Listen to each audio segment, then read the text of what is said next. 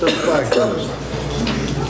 I pledge allegiance to the flag of the United States of America and to the republic which stands, one nation, under God, indivisible, with liberty and justice for all.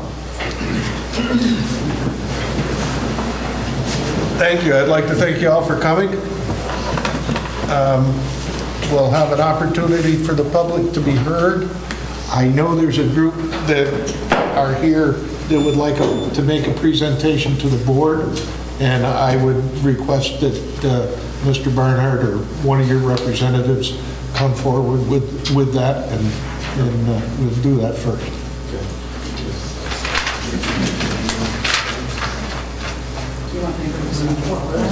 Pardon? No, I'd like to do that first. Yeah, that's okay. I'll start off. My name is Bill Barnhart. I reside at 49 Amherst Avenue. Yes. And I would just first like to ask the board if we could get a brief update on what's happened since our last meeting.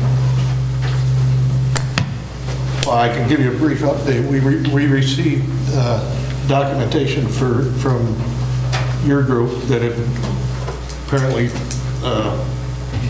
listed your concerns on a petition that's been circulated around. And we are in the process as from the town's end of it. As you know, we have a sincere need for a new police building. We are trying to develop a proposal for the people of the town with using some sound planning techniques.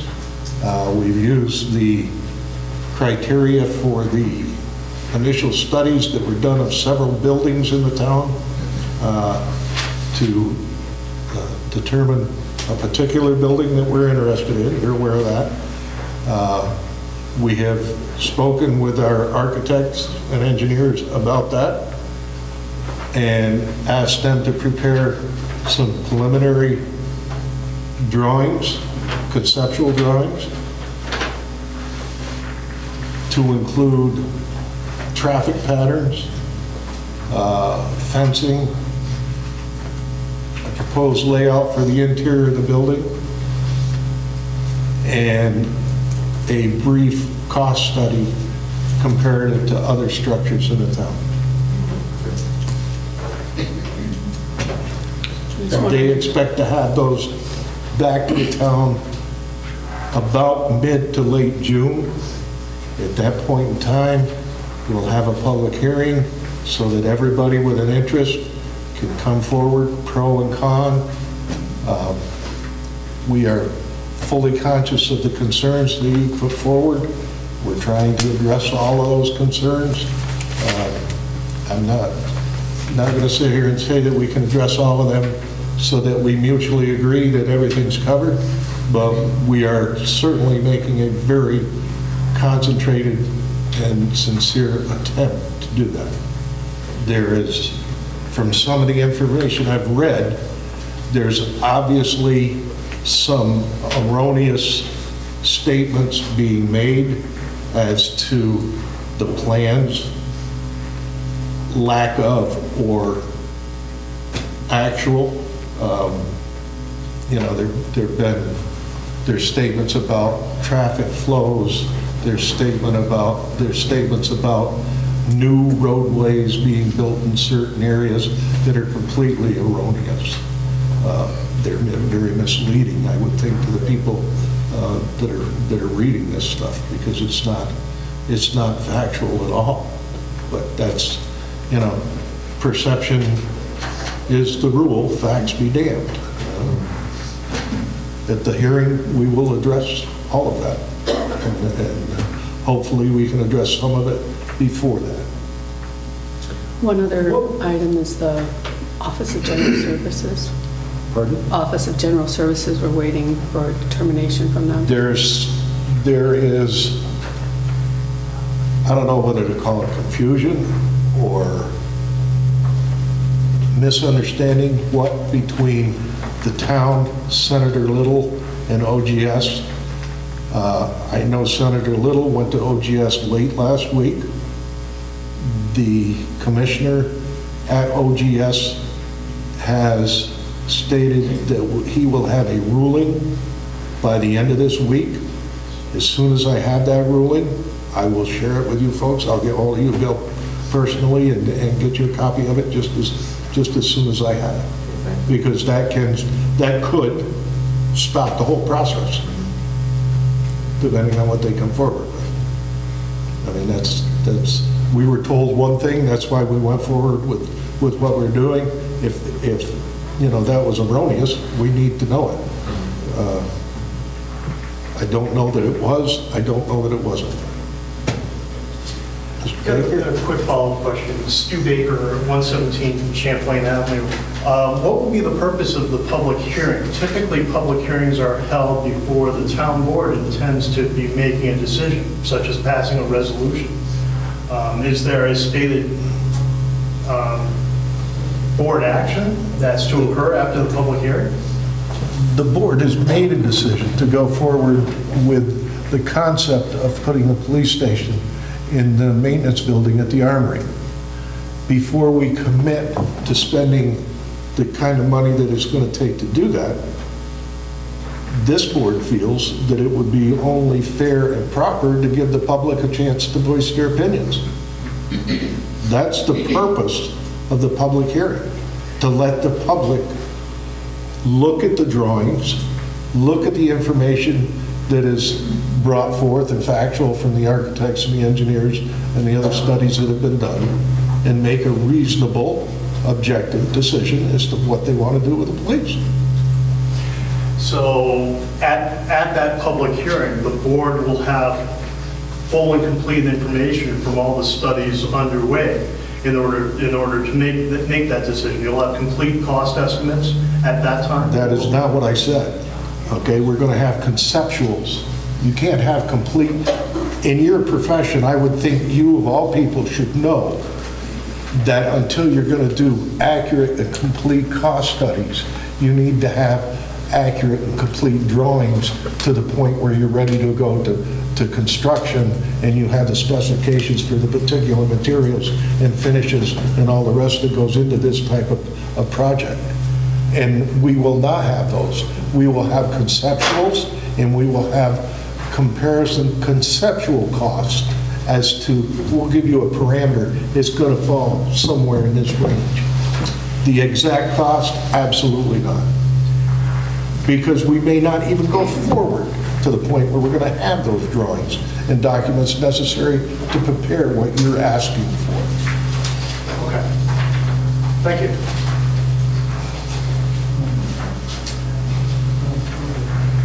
Anyone else have anything they'd like to bring before the board? I guess it's up to you. Hi, I would like to know what's happening to the two buildings on either side of my house on Champlain Avenue. They're both vacated, and one is falling down, the other one is a health hazard with all the stuff that was left behind, including things from animals, and I'm very concerned about the whole situation. Not only that, it's a fire hazard, both houses. It's a very legitimate question. Let me tell you where we're at with it. We've just compiled a list of places in the community, just what you're talking about. We are trying to work through the state and county. The state is proposing to put forward a sum of money so that towns can afford to tear these places down. People are going in, they take possession of a building, they trash it, for lack of a better expression. They just destroy it. They have a mortgage with a bank, they abandon the building.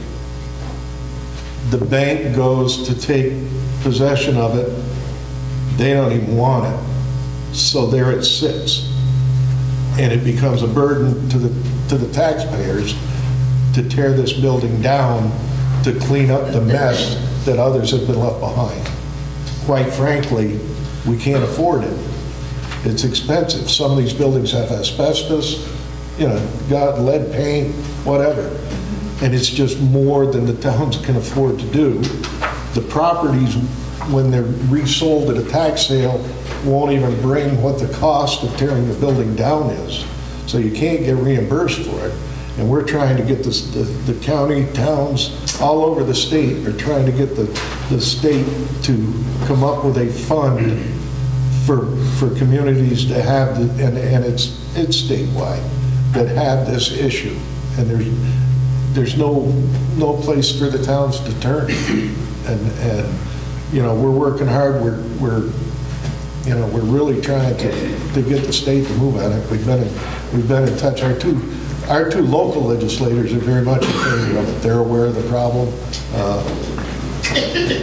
and we are trying to address it.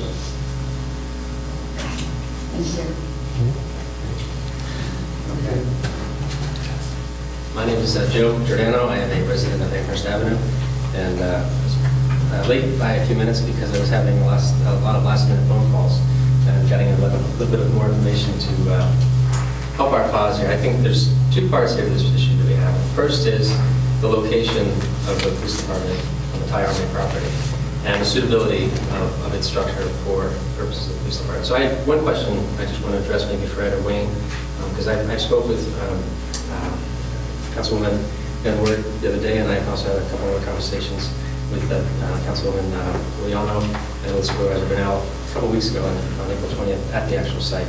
So, Councilman Taylor, could you tell me what the square footage is of the building, the Army Maintenance Building? No, not exactly, no. Yeah, Councilman, could you tell me what the square footage is?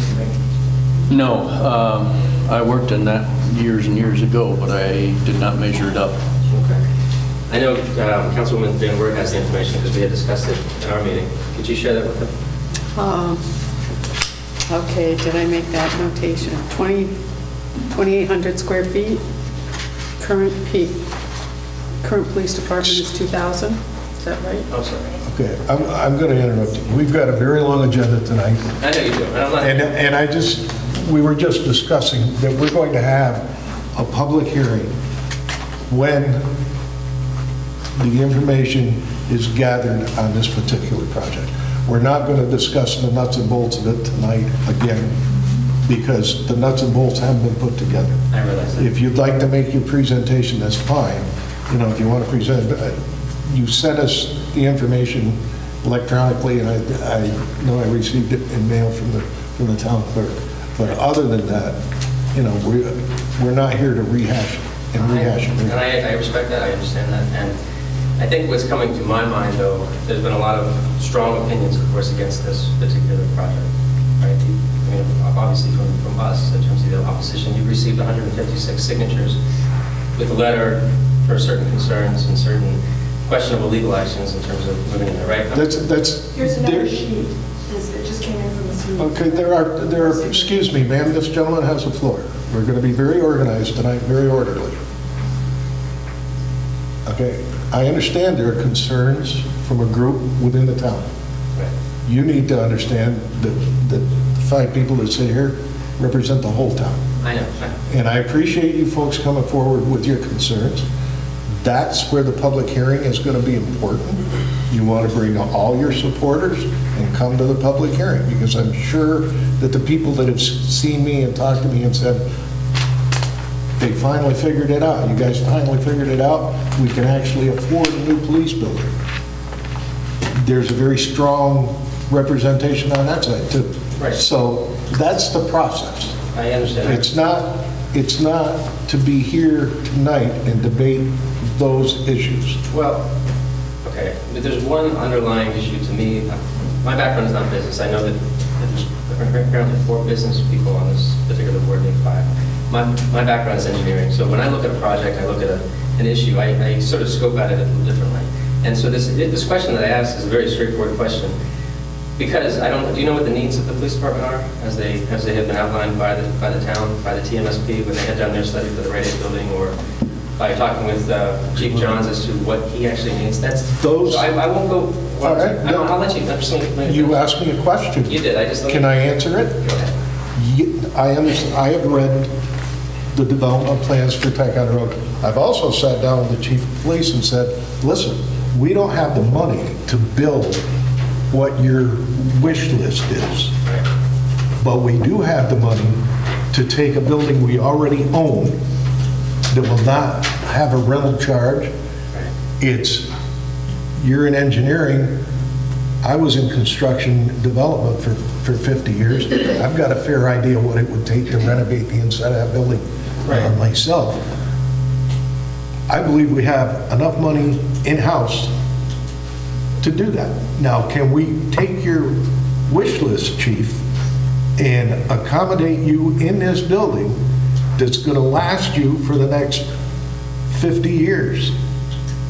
And he said, yes.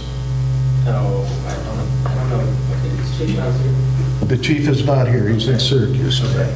So before we speak for other people, because I've had several conversations with Superintendent John McDonald, and I understand there's some discrepancies as to his particular point of view on this. So I know you're speaking for Chief Johns, but I've also had several conversations with Chief Johns, and so I think it's important that the whole community understand what the needs of the police department are. Number one, hold on, let me finish. Oh, But secondly, no, okay, you're not listening to the concept, excuse me. Go ahead. You're not listening to the concept of what I'm trying to say. What I'm trying to say is this discussion is not for this meeting here tonight. It is for your public hearing. You will have your public hearing, and that's what, provided OGS comes out with a ruling that says we can change that building into a police station. If they come out and say no, as I've already explained, that stops it. That's the end of it, okay? But if they agree that it is permissible, then we will have the conceptuals from the engineer. We'll have our broad-based cost estimates done, and we can sit down and we can have this type of discussion. But until we get to that point, this is all very premature. No, can I explain my point of view? Mr. Bruno, I don't have any, you and I had not really had many conversations. I'm new to this town, I've only been here. 2 minutes ago, you said we had several conversations. No, I had several conversations with the board members. I Well, recently. you said you had conversations with me at the site. I'm pretty sure that's what you said. I did say that, one conversation with you at the site, but I haven't spoke with you on any other, I've listened pretty much to what you had to say. You know, I was trying to get your side of the tape. My understanding, I've read the Alfondre report, and I've foiled, the other aspects of the reports that have been done. We've spent over $100,000 on this study, almost $40,000 just on the report itself. Hold on, let me just. That's very misleading. We did not spend $100,000 on putting the police department in that building. No, I didn't say the police. We spent $100,000 on all the community-owned buildings in Ticonderoga. That's right. Big difference. You're right, I didn't explain it very well. You're right. So the recommendation, though, from that Alfondre study was to incorporate the police department, the Department of Highway, the beautification department, and the town water and sewer into the Department of Highway building, which was listed under the criteria of the Alfondre architecture systematic processing of all the different community buildings as being the most in need of repair or rebuild. That was stated at level 1 in terms of mechanical systems, level 1 in terms of building envelope, level 1 in terms of health and safety. All three of those were level 1. By far, the most needed building to be looked at. So this issue that we're talking about with the police department is important, definitely. It's been talked about, and I had a conversation with Mr. Majors before I came up there, which is why, well, let me finish. No, that's it. This discussion, if you want to come to my office and have this kind of detailed discussion, fine. You're welcome anytime except for Monday mornings when I go to county. But I am not going to tie up everybody's time and energy carrying on a premature discussion. I'm not looking. That's fine. I don't care if you agree with me or not. No, that's the ruling of the chair, and that's what we're going to do tonight.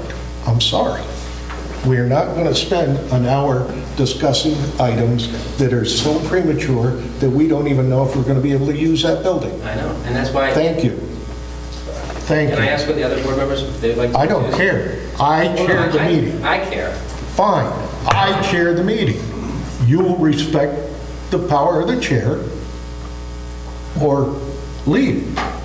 If you want to stay for the rest of the meeting, you will see the agenda we have to go through.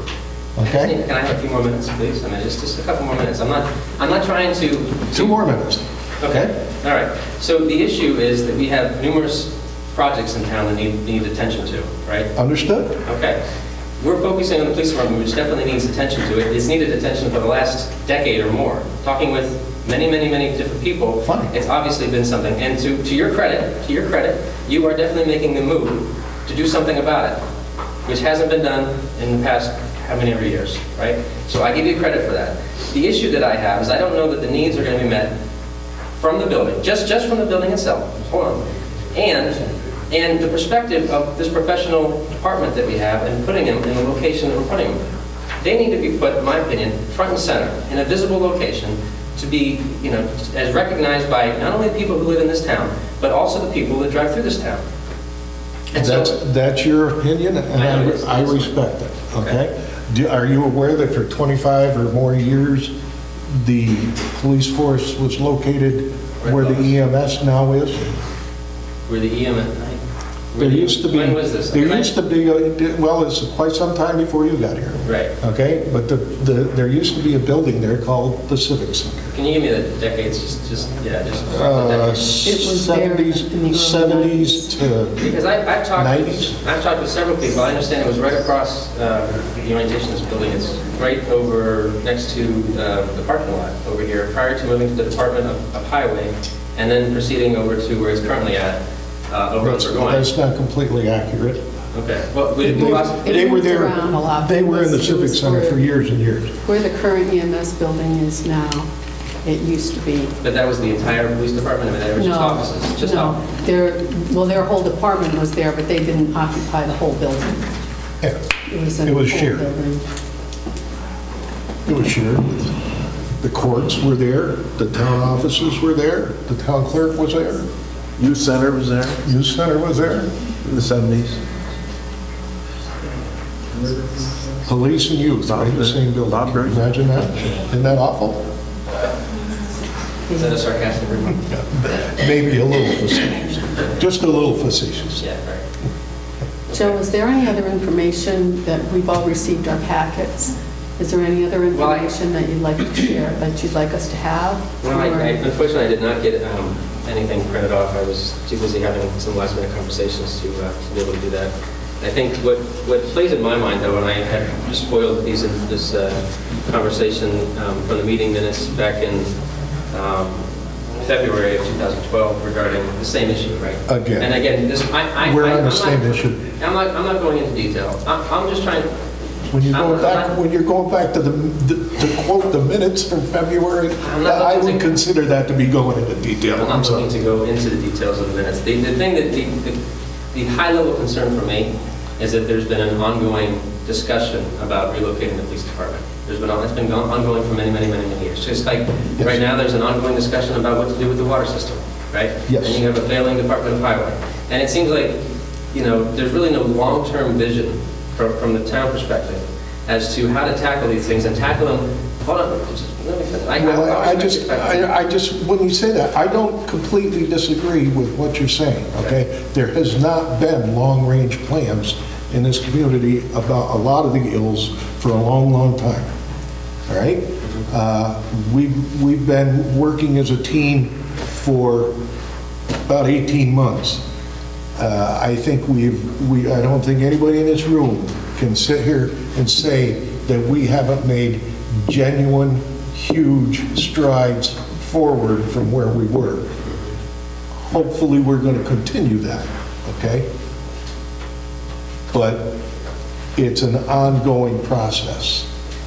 It's miles and miles from being complete. Someone has to set the priorities of what goes first and what comes second. Right. All right? That's it here. Right. And that's what we're trying to do. If the community doesn't agree, that's fine. That's what this is all about. But the time to do this is when, let us bring our proposal to you. Before you automatically and emotionally shoot it down, give us a chance to prepare the facts and present them. so that you can make an objective decision rather than just an emotional decision. That's what we're asking for. That will be at the public hearing. If you want to come in and meet with me on a daily basis, that's fine. But, you know, we're all here any evening giving up our time to serve the community. Please be respectful of that. Let us get through the community's business. And when your priority, okay, this is at the top of your priority list. Not really, no. This is maybe here on our priority list. Yes. But please respect that it is our job to set that list, and we will deal with the issues that you're bringing forth at the proper time. So I guess, just as a conclusion statement, I'll stop, because Fair enough. okay. From my perspective, it seems that there would be a lot more to gain by having conversations between the 5 board members and the community to arrive at not only something that is viably economically capable, given the budget and other issues that are going on, but also that meets the needs of the community and also satisfies their concerns for whatever the issues may be. And it seems that in the past, there have been groups like ours who have come up and have, you know, stood in front of the board and said, no, we don't want this, and then they just dropped it, right? I don't know that that would be the case with you. You seem, from my conversations with people around town, you're not that kind of person. You are very strong-willed in terms of going forth. But I also know that this group, too, has a lot of strong will opposed to it. And it's a lot of wasted energy to have 2 strong-willed entities, parties, whatever you want to call them, pushing against each other. If we could work together and come up with something that's best and ask people, and I don't know how many conversations each of you have had as a board member with the people in town. I'm not asking you to tell me, I'm just saying I don't know. We as a group have really gone out and just, as much as we can, and had this conversation, because all that's been in the paper is what you've stated. What comes from the Times of Thai is just what you said, and not from someone who's actually at this meeting, but just from interviews with you. And unfortunately, that's not really a fair take on, you know, on the actual issues at hand. So Exactly. Right. Exactly. That's why, when the facts are on the table, Right. okay, there are things in your report, I explained this before, I wish you'd have been here, that are erroneous. They're completely false. They're concerns that you have that are going to be, when the facts are on the table, you're going to see that they're not going to happen. It's not a concern, or it shouldn't be a concern. It's not going to take place the way you're envisioning it. Give us a chance to prepare our proposal before you shoot it full of holes, okay? Is that asking too much? It is, except for... It is? Well, it is, but but here's the other question. How much has been spent so far on just that location? Can you give me a number as to the number of thousands of dollars that you've spent? Because we know Out of the town's funds? But we do have an architect who's working on it, and how much is that going to That cost? will come off the grant, so that will not come out of the You town. can't come out of the grant until the grant's been processed, as we understand. The grant from Betty Little? Yes. That can't actually go through until it's made its way through the... Well, it's going to, okay. What's that? No, I'm just... It has not been, that grant has not, the money has not been put in the town's bank account, Yeah, but that grant is committed. yeah. You have to voucher and do a pay application and submit a voucher. And No, I- There's a paperwork trail that goes with that. Right, but I thought only until the date in which that has been accepted can you actually start to put money forward. So right now, we're accumulating a certain amount of debt. If we don't use it for this particular project, that would be stuff that we actually end up taking on the cost to the town, right? You said if we get to the point and this project ends up being nixed, that will be an incurred cost that we take. Possibly. I can tell you that the whole planning cost for this, all the blueprints, the permitting, the whole thing is estimated to be about $34,000 Okay. total. That's finished drawing, finished spec, permits in hand. Yeah. What percentage of that has been spent with a little bit of work that's been done? Very small. Okay. And these are from architects, these are from engineers, these are from draftsmen, these are from what other entities, other individuals, professionals would we be talking about? Mr. Fuller? Yeah, okay, legal. Okay, Yeah. Mr. Fuller is on retainer for the town. Yeah. I don't, we don't necessarily break out individual costs. No, I understand that. I'm just Okay. talking about just in terms of the site assessment. I have a question. Yeah, I go have a ahead. question for you. Sure. Someone in here said that your property values are going to be devalued if that police department is put there. That's what we understand. Could you show me a copy of a licensed real estate appraisal that says that? An actual appraisal. And I have a letter from a licensed real estate. Not a letter, an appraisal, an official appraisal. Will you reimburse us for having it? Absolutely. Will you reimburse us if we're not doing it? No, that's why. I'll tell you what you can do. If you prove your case, there's a process for that. If you prove your case with the assessor for the town of Ticonderoga and a grievance board and a judge, your taxes will be reduced. There's also... Your assessment will be reduced. Excuse me, Mr. Baker, this gentleman has the floor. Also, I lost my whole train of thought.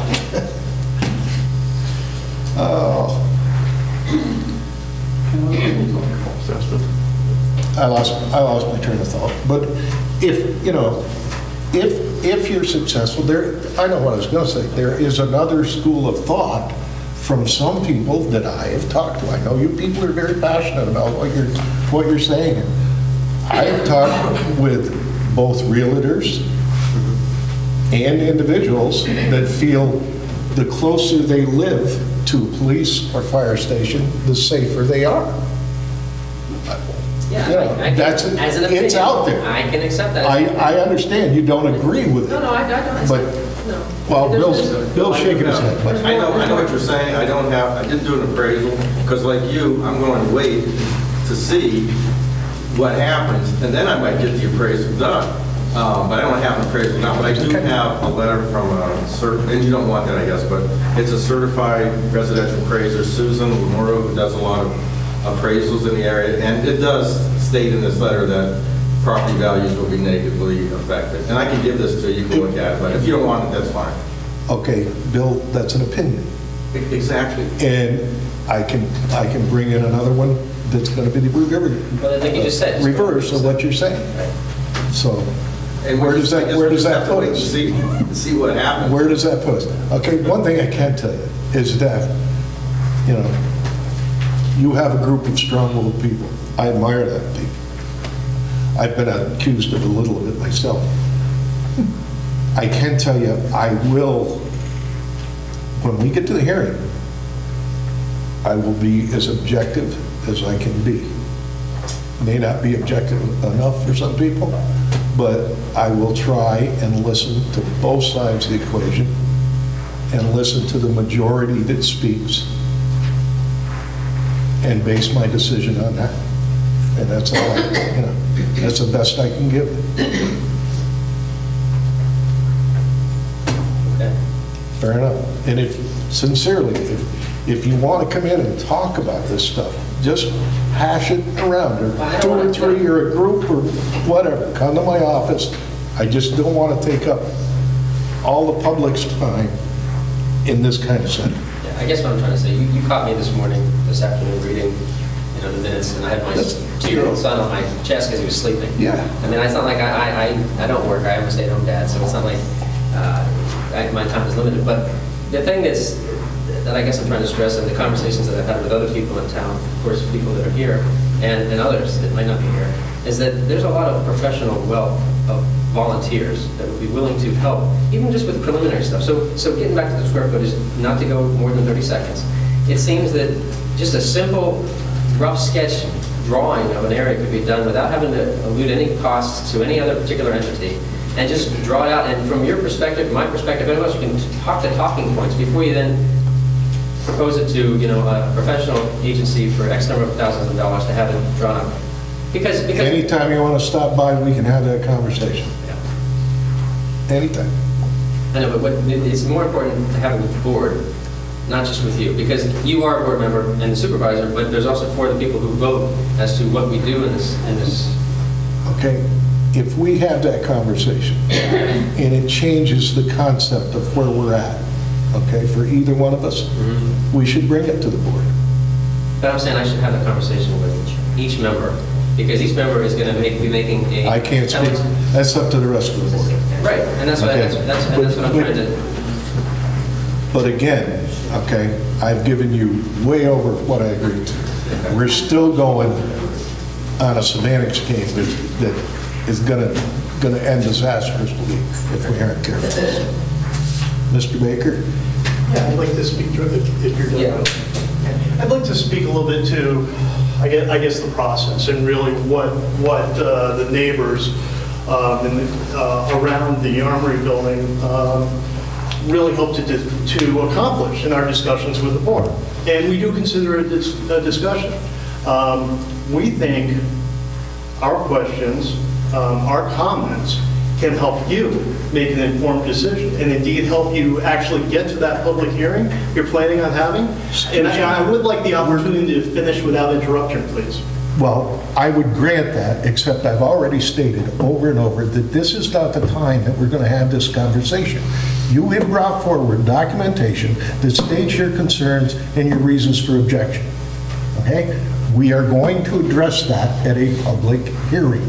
I don't know what part of that concept you don't get, but that's where it's going to take place. It's not going to take place tonight. We're not going to be here till 10 o'clock debating these issues about a project that may not even go forward. That's horribly premature, and it's not fair to the people that are here. Thank you. May I have No, 5 minutes? we're done with this conversation. I just gave your spokesman gentleman the time, and we're done with it. Actually, there's many people here this evening that would like to speak to this issue. And I That's would like, fine. I would like. I do not have to allow any outside input into this meeting. I'd like to pull the I'm board right sorry. now as to whether. The board has as a nothing whole- to say about it. Would you please sit down? The board does not. That's the chairman's job. Am I The wrong, board is Mr. not Fuller? interested in public discussion. Am I Is that correct? That is not the issue. And if you want to continue to challenge me, I'll have you escorted out the door. I'd welcome it. Gentlemen, Please let's not do that. no, if Mr. Baker wants to take this position, I've asked fine. for 5 minutes. He's being and I would respectful. appreciate it. I don't think he needs to be escorted out. Okay, that's fine. Does anybody else feel he needs to be escorted out? It really The doesn't board is being matter. pulled, I believe. The board is not being pulled by the chair. Does the chair control the meeting, Mr. Fuller? So we The chair have, controls the we meeting. have no, Not over something like this. I'm sorry. I've tried to do this as politely as I could do it, and everybody wants to keep pushing and pushing and pushing. Do we have any other issues that would like to come I before want the to board? speak to this issue now. Sir, You just a second. Name is Paul Dixon, 54 Amherst, all right? At the end, during the last meeting, all right, there were several things you said that we can debate even now. One of those things, why people have to come here tonight and oppose you like this, is, for instance, when Bill asked you how, just a second, how we could possibly stop you in your determination, you told him, get a lawyer. Now, that had nothing to do with discourse. excuse me, with that is discussion. not what I said. You said it, you want to look it up? Excuse me. Can I make that, can I clarify what you just brought up? What I said, there was a statement made that what could you do to bring action against the board? No, we asked you what we could do. He asked you, what could I do to stop you in this? Well, I don't have a copy of the minutes here, but I don't believe that the context you're using Bill, do is you remember correct. exactly what you asked? I asked, what can we do to legally stop this? And at that point, I said you probably should get an attorney. That's what I asked. Yeah. Now, the problem with an attorney is that it is something that you go to when you do not have access to other forms of debate, political process. So the people went back, and what they said is, we have to then find a way, we didn't want an attorney, so we had to find a way to have a political discussion. Yes. And then they went out and got supported. By the way, at that meeting, you said that everyone you had spoken to had told you what a good idea this was. And you must not have spoken to many people very far away, because they got 180 people like that That's to good. sign it. All right? When they began. Excuse me. Okay, I've tried to explain to everyone here tonight that we are taking your concerns and we are trying to incorporate them into a proposal to utilize a building for the police station. To have these discussions at this point in time, when we don't even know that we can use that building, is horribly premature. We understand your concerns. Those I are the understand. points that we brought forward. Excuse me. Yes. And we are going to address them.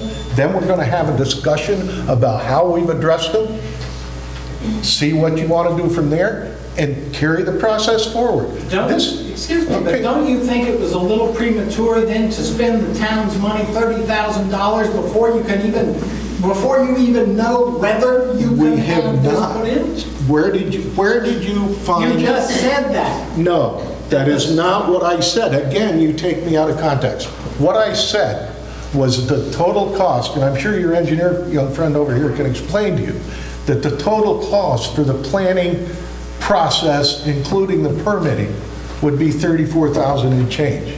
Okay? Right. We have not spent that, nor will we spend that if OGS, number one, OGS has got to give us permission to use that building in a confirmed decision by the commissioner.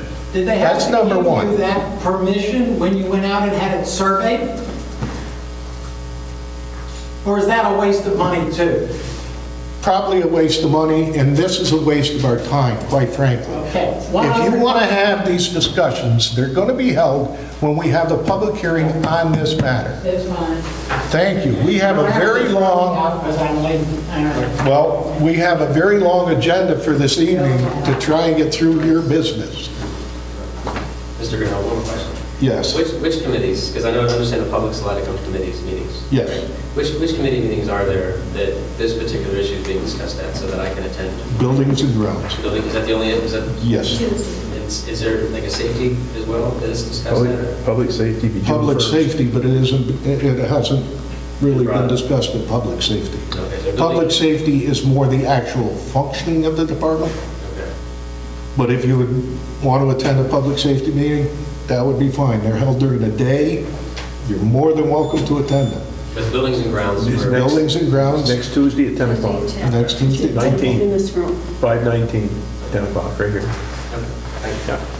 Bill, I just want a quick question about the hearing. Has the hearing been set? Are there conditions for that hearing? Do you have the Not OGM? the hearing, no. Oh. We don't have, okay, as I've explained, the decision by the commissioner is due out late this week, which gives them about tomorrow. If we don't get it till Monday or Tuesday, that, I don't control his schedule. As soon as we have that, I've promised it to Mr. Bernhardt. They will have it in their hands as soon as I have it. Depending on what that says, we'll determine whether we're going forward with the planning or not. If we go forward with the conceptuals, when the conceptuals are ready, we have some base cost numbers involved, we will bring that to the public. That's when we'll hold the public hearing. Both sides can come and express their yay or nay.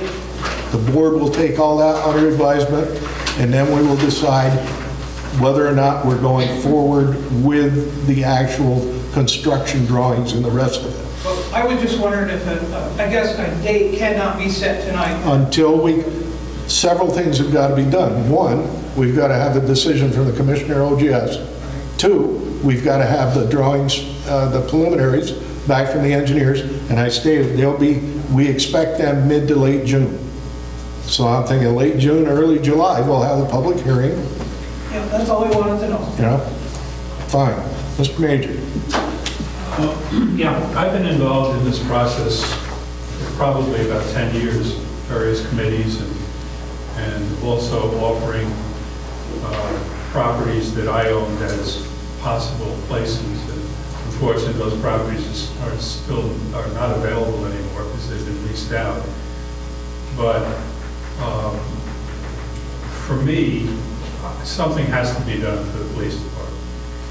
It's a shame, and it's really a pity the way we treat our police department. Forcing them to work in that building that is crumbling, I think it's really close to a sin. And, you know, I understand the angst in the room, and I understand the fears that people have, but I would ask that everybody try and work together to find a good residence for our police department. They deserve it. I don't have the fears that are expressed here. It's easy for me to say that I welcome my neighborhood, not coming to my neighborhood, the land value is too high, but I have no fear. I've been out to that police barracks a number of times. I've never seen any action at all. It's about the quietest place there is in this town. The police are elsewhere other than the barracks. And I would ask and beg you to not push so hard, because I think you're losing your case by screwing down as hard as you did. I think a little more politeness on everybody's part is called for here. I think a little more gentleness, my good friend Bill, who I respect tremendously, and a little bit more respect for the process. He outlined what the process is. I know you don't like it. I know you have fears about it, but let's let this thing play out.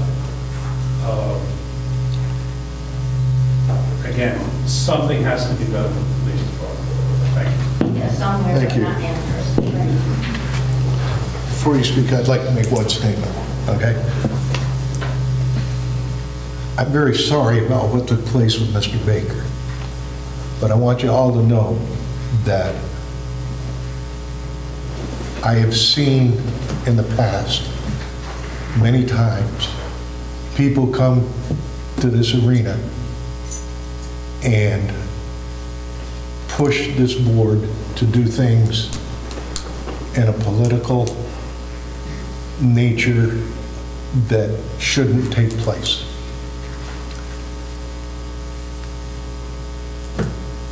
If I'm going to be here, I won't allow it. It's up to everybody in town whether they want me to be here or not.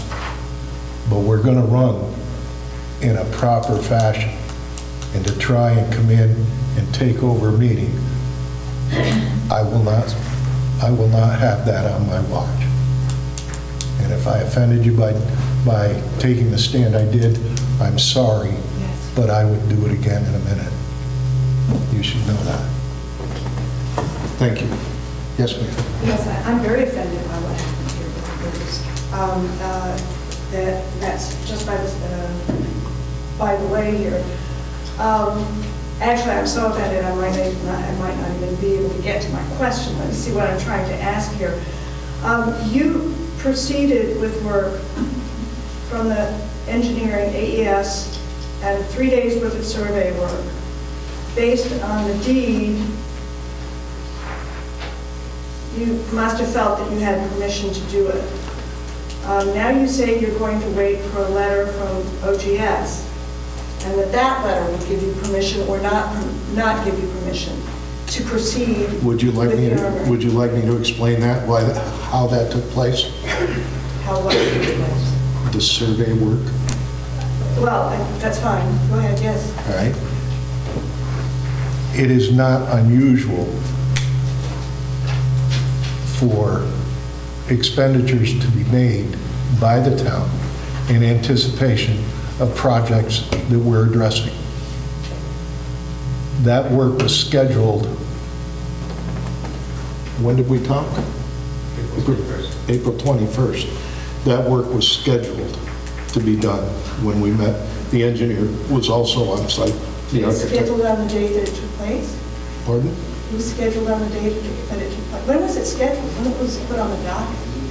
April 20th. No, that's when they showed up. That was when the engineer, that's when the surveyor was scheduled. There was Oh, well, no, AES was there with you and... Exactly. That bill, Exactly. that Joe signed, that was the 21st. Yeah, right, Thursday. yeah, and that's when the survey work was scheduled. Okay, with the deed, with this deed that says that the property is conveyed as recreational property. Ma'am, As it's stated in the deed. ma'am, and as excuse it's me, given we to are you. not going to sit and I'm argue asking over that your and decision. I'm asking you what... on my what basis decision you was made decision. on the town's interpretation of the deed and Senator Little's interpretation of the deed. And that's what we went forward on, not your interpretation. Senator Little's interpretation of the Senator Little explained to me that we could absolutely take that building and turn it into a police building. That is what is being discussed with her and OGS to find out where that confusion is, because I understand that a group of you went to OGS or to Senator Little's office, or both, and received conflicting information. She is making a concerted effort to clear that confusion up. If that is She the... definitely said that she did not give you that information at this meeting. No. Sorry, I don't Okay. mean, I don't want to start That's- back and forth on this. May I go on to my next question, please? No, you may not, okay? Because right now, we're sitting here, okay? You're telling me that Senator Little lied to you or lied to me. And we're not going to have that discussion here tonight. I have a different topic. Comment. You're waiting for a letter from OGS.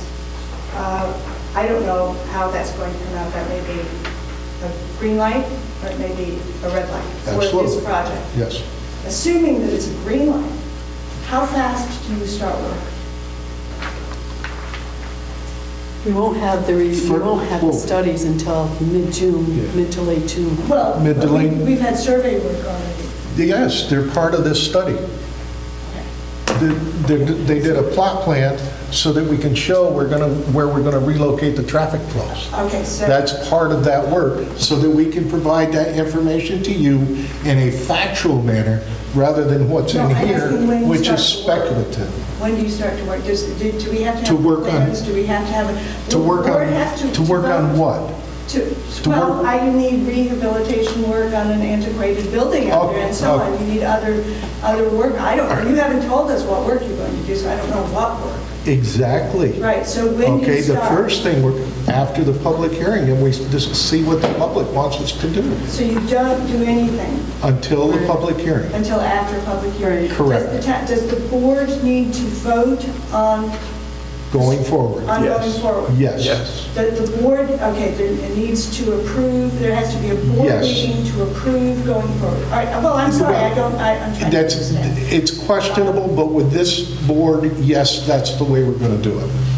Okay, and the Okay, monies... the monies are in place. We have monies that we have reserved in our Buildings and Grounds Fund, and we have the monies from Senator Little that will cover the cost of the building, Yes. the renovation work and the dirt work. Which are part of an approved budget that we're operating under right Yeah, now. that's all part of a budget That's that part is of in the place. approved budget. Okay, does that include a line item called special project that has $125,000 in it? I can't answer that question. You would have to come Can in. you tell me? Okay. If you come in during the day, we can sit down with a budget officer and we can determine that. Can But you without my tell me budget what officer, the I'm not. amount of the funds currently? If you look at the packet, Yeah, the second page, there's supervisor's monthly report, and there's a line item CR, which means capital reserve, yes. building improvements. Okay. That's what that fund is that right? That's part of it. That's part of it. That's part of it. That's why they need to come in and talk to the budget officer, and she will explain to you in detail, give it to you in print, any way you'd like to have it. That plus $100,000 from the grant, plus Okay, is that in $100,000 this- from the grant. in this budget? It's the packet Yeah. that everybody had a chance to pick up at the beginning of the meeting. Got it. Okay, that says 439,973. Right. Okay, and then you're saying that there's actually more than that in this fund? There are other funds that could be available. Okay, and then in addition, there's $100,000. $100,000 from $100,000. Senator Little. Okay, very good. Now, the expenditure of those funds, does that require a town board vote before those funds are expended? I understand you'll get matching refunds from the grant. I'm sorry, I don't know the proper word for this. But in order to go forward with paying bulldozers or whatever the construction costs are, do you need to have additional town board votes for that? To the effect that we have to review the vouchers that come forward from the contractors to pay them, yes. But the funds are already designated to be spent. Whether they get spent on that building, or this building, or the library, or the armory proper, or the highway shed, So that would be just discretionary for you? that would be discretionary. And the department head and the building and grounds Buildings and chairman, grounds. he's not here tonight. I understand, yeah. Okay, so that does not require the vote, so in other words, No, if I'm we- not quite sure how much of this work can be done without asking the town board to vote? How much of this can be done? At this point in time, we're not certain, but because we haven't done the complete studies. As a former builder, and I think your engineering friend would agree, that the renovation of that building reasonably, with the dirt work, should be accomplished with that sum of money. No, sorry, I didn't ask you that. I asked how much of a step forward can be made on whatever renovation, whether it's Ari or whatever it is, some other place for the police, without your calling for the board to vote with you or against you, however they see fit, in order to proceed. Can you just proceed? With any of on your own? with any of the designated funds that we've discussed, at this point, any of that can be spent. The board has already approved that they're spending when they approved the budget last year. So you don't need additional board meetings? Not for that, or- not for that sum of Not money. from these funds? No. All right, and whatever you would do in the project that we're talking about would be coming from these funds and reimbursed Yes. in part through Betty Little's? Yes. Well, I'm sorry, I'm asking too much here, but... Yeah, no, that's- Is that how you would do that? Yes. What, is it a member item again? It's a member item. It's a member item, okay. Thank you. That's all. Thank you. Anyone else have anything they'd like to bring before the board? I just have a question, Joyce Cooper, Amherst Avenue. I want to know how we'll know if there is going to be a hearing. How will it be advertised? Or It'll be advertised in the paper, it'll be advertised on a bulletin board, you know, there'll be a legal notice. in times of time? Yes, ma'am. Thank you. At that time, will our time be limited, or can we? It probably will be, but it'll be defined, you know, whichever side you're on, you'll have so many minutes to speak, and because I would expect a rather large turnout. And simply from a matter of time, you know, we'll probably, I'm guessing 3 to 5 minutes per speaker. If there's more, I mean, if there's fewer people and more time, people can get back up and speak again. You know, it's just, you know, we're looking at 7 o'clock. So if we made an appointment as a group to meet you in your office, Yes, ma'am. what's our hours to consider that? I usually get here about 7:45 in the morning. I leave about 4 in the afternoon. I do take a break for lunch. Mondays, I go to county and I don't get back here until about 1 or so in the afternoon. There are other meetings that I have to attend and whatnot, but if you call ahead, I've got a calendar, we can pick a date, and I'd be more than happy to spend as much time as you like. Okay, so we could take 2 or 3 hours of your time at that point? If that's what it takes, that's what it takes. I'm more than willing. All right, thank you.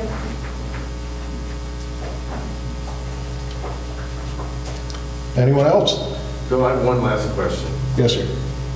Do you still have an open mind on this? Yeah, if the people don't want it, the people don't want it. You know, personally, I personally feel that it makes a lot of sense, especially from the dollars point and the structure that we have, because if you're an engineer, you know that building's pristine. That's probably one of the best buildings we have in Ticonderoga as far as soundness. We own it. There's no additional cost to it. The only cost is one story. Everything, you know, I've looked at Cohats, I've looked at Tom Valenti's. They're two-story. The minute you go to two-story with the public access laws, you're going to put a $300,000 to $500,000 elevator in those things because of the law. You've got no choice, you know, and plus you've got purchase cost, you've got rental, you know. These are just my own personal interests, but you know, if I'm going to do whatever the people want, that's what I sit here for. You know, I'm going to try and get as much done for the people as I can while I'm here. And I'd like to offer one suggestion to your group, that you would consider continuing to circulate your petitions, because, I mean, It's informative. he's indicated that the people's voice won't be ignored. Yeah, You know? and it won't be. I mean, if the majority of the people don't want this to happen, it's not going to happen. Also, if you mentioned that the Times of Ty had, you know, reflected, you know, a conversation with Bill.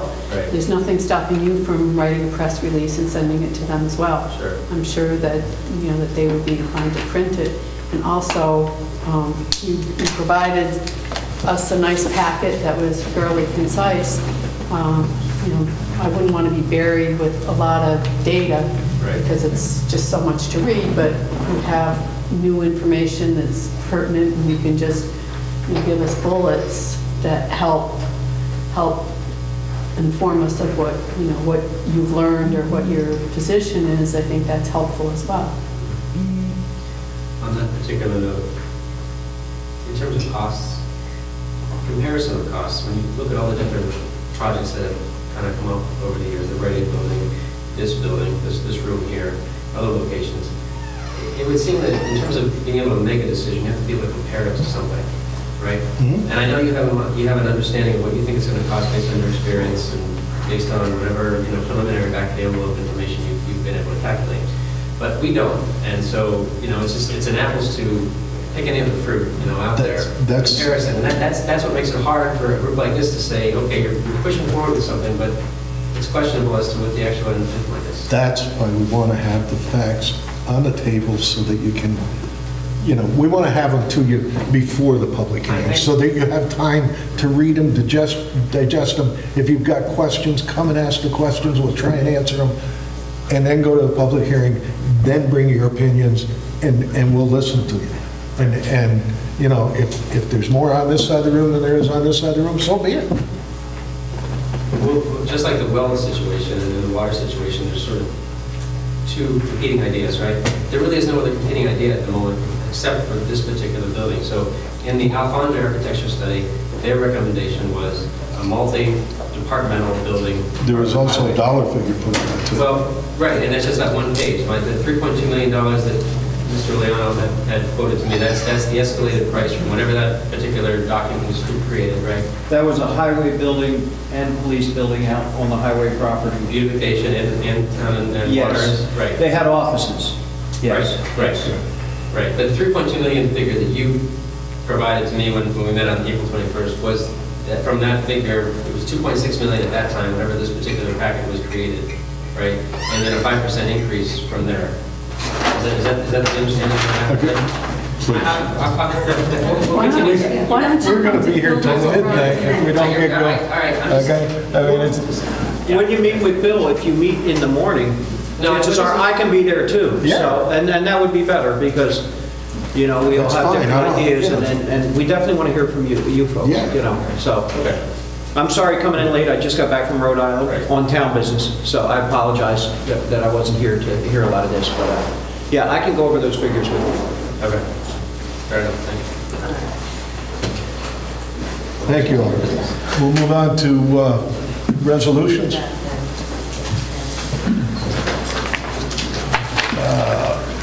Resolution to accept or correct the minutes of the regular and special meetings. Tanya, would I put her present in all those? I move it. Moved by Mr. Taylor. Do we have a second? Second by Mr. Huntston. All in favor? Aye. Opposed?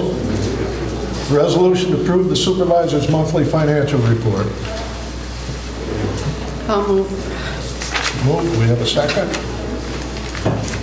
I'll second. Discussion? All in favor? Aye. Opposed? A resolution to pay the bills. I'll move. Second. All in favor? Aye. Opposed? A resolution authorizing the following interfund advances as per GML 9A for abstract 5-2015 from general to CP daylight streaming H49, $27. Be reimbursed with grant funds. From general to Park Avenue Sewer SS02, $1,342.86. General will be reimbursed with sewer rents. I'll make it. Second. Any discussion? All in favor? Aye. Opposed? Resolution authorizing a $25 deposit to CR police equipment from a donation received from G. Pelkowski for Tusco. I'll move that. Second. I'd like to send a letter of thank you for that. They did. Think they did? Okay, good. Resolution, I'll approve. Move in second. moved and second. All in favor? Aye. Aye. Opposed? Resolution authorizing $2,022.93 transfer from CR police equipment to police contractual budget in order to purchase 5 body cameras for the police officers. I'll move that. Second. And that's something that the police officers and the chief came forward with voluntarily. They want it, and I think it's a hell of a good idea, and I'm proud of them for bringing it forward. Resolution authorizing the following budget amendment. You got to finish up. Everybody. Oh, I'm sorry, all in favor? Aye. Opposed? Resolution authorizing the following budget amendment, 2022-93, increase to police contractual for the above resolution. I'll move it. Second. Discussion? All in favor? Aye. Opposed? Resolution authorizing $6,790.94 transfer from CR police equipment to CP equipment for purchases within the K-9 project. I'll move it. Second. Moved and seconded. What's that? Wayne, what are they, excuse me, you open for conversation? Yeah. Wayne, what is that? It's equipment relative to the K-9, the vehicle and whatnot. Yeah, it's the kennel that goes in the car and there's Okay, special we're still Temperature cooling. control. Yep. He gets special air conditioning in his vehicle. Yeah. Right. Remote control. Stop. Latch, get out. She can let him out. We can't remotely. joke, we get in trouble. Yeah. Resolution stating in, all in favor? Aye. Opposed? Resolution stating the New York State Retirement Standard Workday reporting for elected and appointed officials.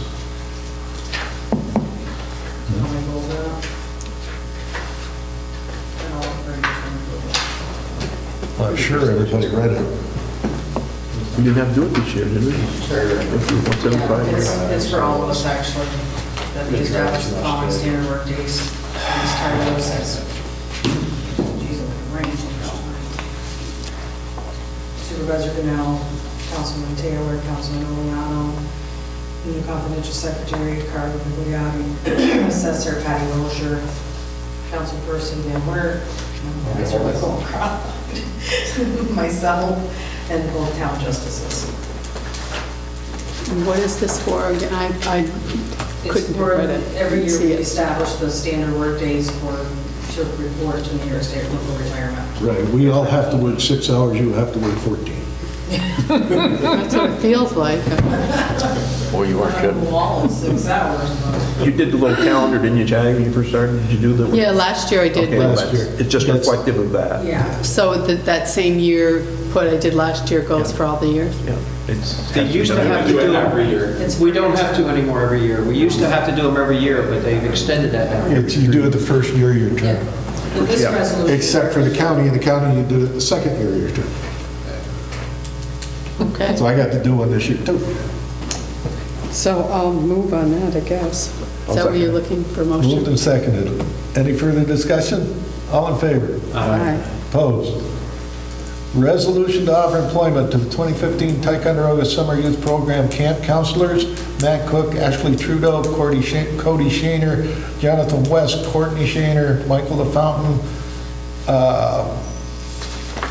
Ashley. LaPerle. Morgan Dean's pending acceptable. no.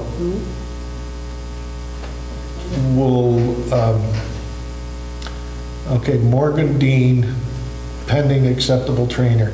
Ashley LaPerle, pending acceptable training. Delaney Hughes, pending acceptable training. The camp counselor rate of pay will be $9 per hour, no benefits offered. The last three are scheduled to go to school and will be qualified before the youth program starts. Have a resolution, please? Yes, I'll make it. Second? Huston, moved and seconded. Any further discussion? All in favor? Aye. Resolution to offer employment to Rachel White for a 2015 beach lifeguard position. Rate of pay is $10 per hour, no benefits offered. I'll make it. Resolution, I'm Second. sorry. A second, please. A second. I have a question. Yes. What other, she's the only lifeguard that we're ready to hire right now? No, she was missed on the other. Oh, okay. We've hired the other Okay. ones. This is an oops. Yeah. All in favor? Aye. Opposed? A resolution to advertise for the 2016 ski recreation director and the 2015 fall soccer recreational director. I'll make it. Moved by Mr. Hunston. We have a second. All in favor? Aye. Opposed? A resolution to accept the satisfactory findings for the audit of Ticonderoga's court financial records for the 2014 fiscal year. Can we move that? Can we vote on it, Tony? You can? No, I'm sure. I didn't think we could. We have a motion. We have a second. Second. Any further discussion? Who did them? Fred and I. Wait a minute. Thank you. Yes, thank you. All in favor? Aye. Opposed? A resolution order calling for a public hearing June 11th, 2015 at 6 p.m. on the question of the joint increase and improvement of the facilities of the 8 water districts in the town. That will be in regards to the Chilson water main. Correct. Total budget on that is $2.2887.74.89. Doug Goodfriend sent out the documents. Sue sent me the figures to put in for the percentages, and we need to call public hearings so we can get that going. Resolution, please. You do, yes. This is 6 p.m. It is. You don't have to be here? The majority of it does. Okay. I'll make the motion. Second, please. Second. All in favor? Aye. Opposed? I have to do a roll Oh, you're going to do roll call? Okay. Dave Lomano. Aye. What do you want to know? Wade Taylor. Aye. Bill Purnell. Aye. Fred Huntston. Aye. Johnny Van Loon. Aye. There you go. Okay. Moving right along, we'll get to our Public Works.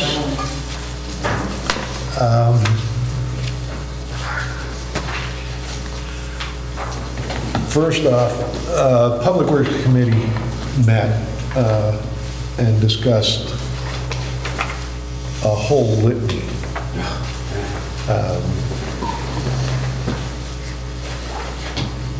It's all stuff that everybody's familiar with. I think most everybody was there. The only updates I can really give you are in regards to the water project. We received our response from Mr. Mitchell finally, and I didn't, or Marshall. I didn't tell Matt, but I had an email to from Jeff Farrell back to Jeff Farrell yesterday asking when we would hear from the Department of Health. I find it ironic that It was today, first thing this morning. Yeah. And it was early yesterday that I emailed Jeff, so I don't know if that had anything to do with it or not, but I So know what did he's been working on it. Jeff is with the governor's office. So, but Mr. Marshall, what was his response, or?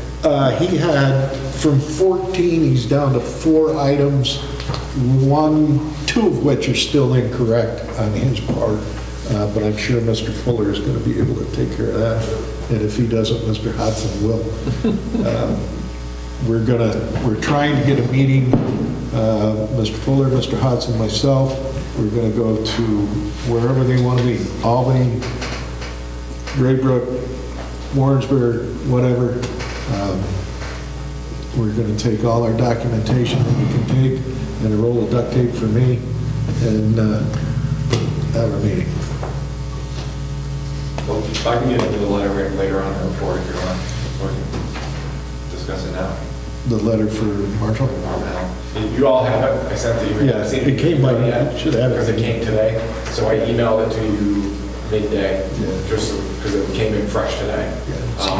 I didn't get it. Yeah, I figured that everybody, I don't always assume everybody's sitting on their email. But I thought my initial impression was it definitely opened the door a bit to come to some middle ground and get things done. I'm a little more optimistic than Matt is. I think he's backed off a long ways.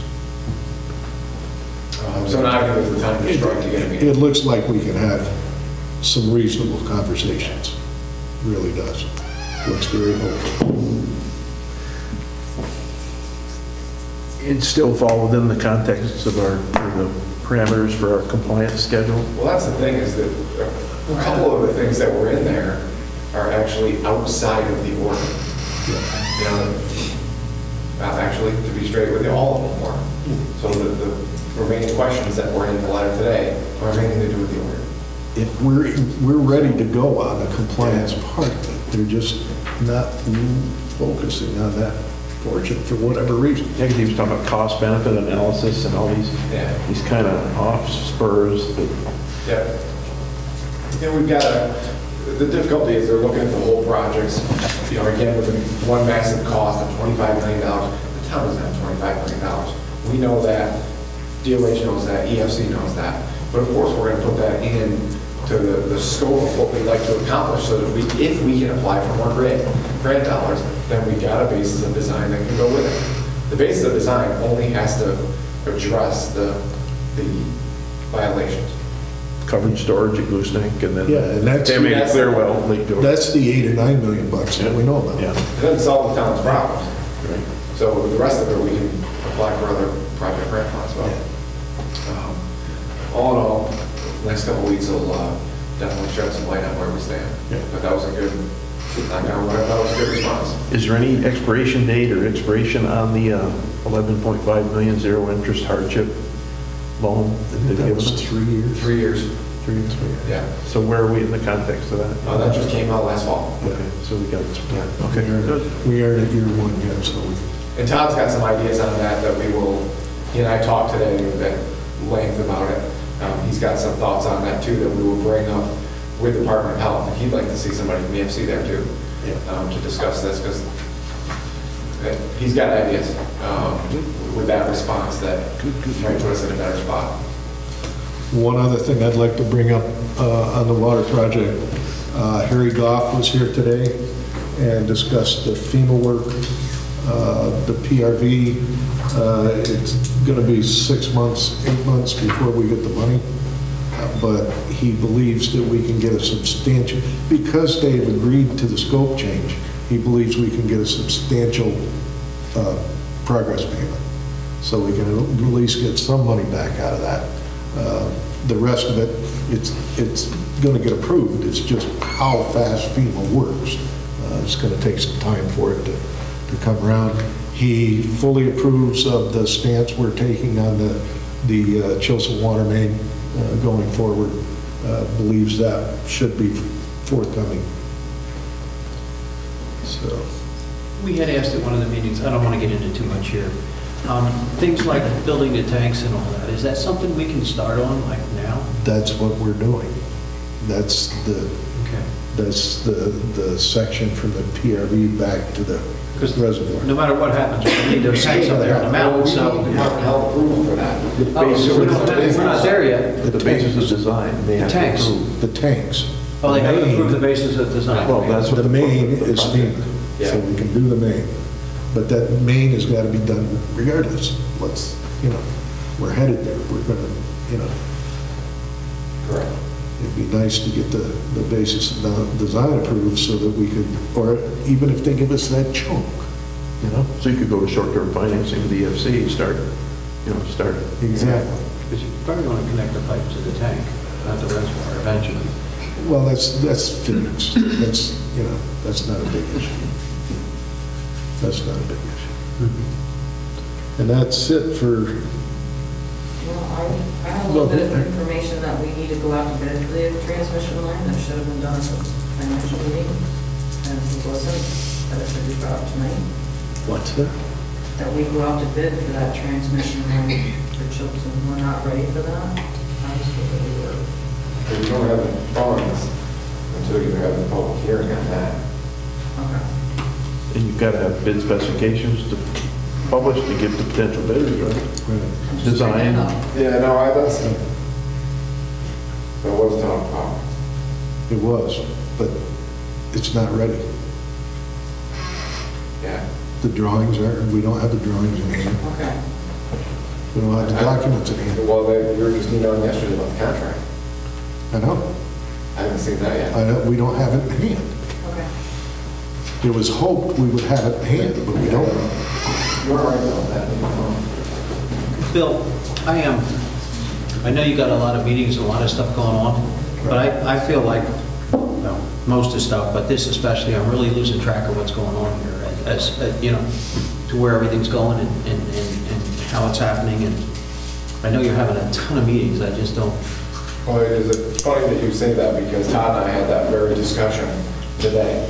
And I've been a proponent of putting together a chart kind of spreadsheet of the projects you guys have got going, what you borrowed, That would be excellent. what it comes from. Because you've got water, you've got the W put with the sewer, you've got the transmission line, you've got the GIGP project, all those things that you've done. And so Todd and I did talk about that, and we will be working up a kind of a running chart, like I do with the order, the EPA order. Similar to what Chatty has with the economic development chart. Yeah. Be a list of projects, the funding agencies, the status, We can do that if you want. I think we it's do. probably I'm very just good. losing track of. No, I think that's great, I think please. I think it's excellent. Yeah, Okay. because that way we can follow it a heck of a lot easier. Matter of fact, I'll talk to Todd. Okay. I'd like a big chart to put up on here. Yeah. Right next to my airport poster. Oh, that's in your office, I'm sorry. Yeah, well, I want a chart for my office too, but you can have it. I'll put it on one of the windows so I won't have to buy blinds. GIGP at the last meeting, it kind of just went back to the minutes. There's a note from the minutes, town board approval for the project modification. Todd said, remember he said he had 3 things from the town. We're working on a legal part for the pipe, possibility of easement with North Country, though we're not sure we need that now. And the third, we need town board approval for the project modification. But I thought we were able to stick back in within the project site. I believe we were, so we don't need that, I don't think. I don't know that we do. Yeah, I don't believe so. But if we need it, we'll do it at the end of the month. I think push it 2 weeks, but I think we're in pretty good shape. He and I had a long conversation on the JGP because I had a bunch of questions all over. Yeah. I don't know what I'll talk about.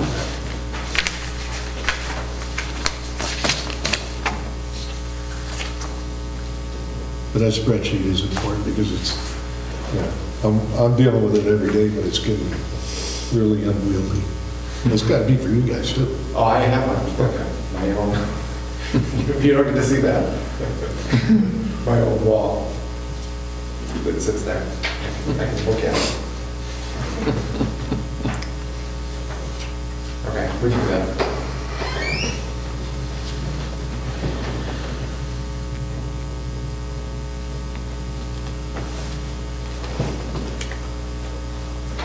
Mr. Giuliano, Buildings and Grounds. Okay, we met on the 14th. A couple things of interest we haven't talked about before. Lance Clark, who's now running TRA, had talked about they're in the process of encouraging a group hub to come to town, which I thought was I hadn't heard about, I thought was kind of neat. He brought it up at the meeting, and they're also working on the Trek Fest for September 4th and 5th, and they're still trying to figure out how that's going to run. They wanted a trip over to the Enterprise and a dinner dance and some stuff, so we're still trying to get all that figured out. Hopefully the next meeting we'll start to, because that's Labor Day weekend. Some of the stuff you wanted to do, I suggested you get with downtown people. Labor Day weekend? Did I say Labor Day? Yeah, Labor Day, Yeah, September Labor 4th and Day 5th, right? Yeah. Oh, that's September? Oh. Yeah. Yeah. Okay. But he's, so I told him, get with the downtown folks if, he talks about roads and all that. I just hope they coordinate that well with poor Henry. With who? Poor Henry. Oh, I don't have a clue. They're having. Poor Henry celebrates Labor Day. Mm-hmm. We celebrate 4th of July. Crown Point celebrates Memorial Day. I don't want to step on their toes. Yeah. Okay. You got Hague celebrating Memorial Day, Schroon Lake Cigarette, 4th of July. I mean, we all. I know. I know. I don't know how you do that. They are aware of it. Yeah. Because they were going to have fireworks here and they decided not to do that, to let poor Emily do all that stuff. Okay. Tanya and I visited about the bid for the tank at the Armory. Actually, that's moved forward. I didn't know how we wanted to go with that. We did get one bid back. It was from Real Construction. You can award that. if you want I was glad to see. I'd like to award that if it's the board's pleasure.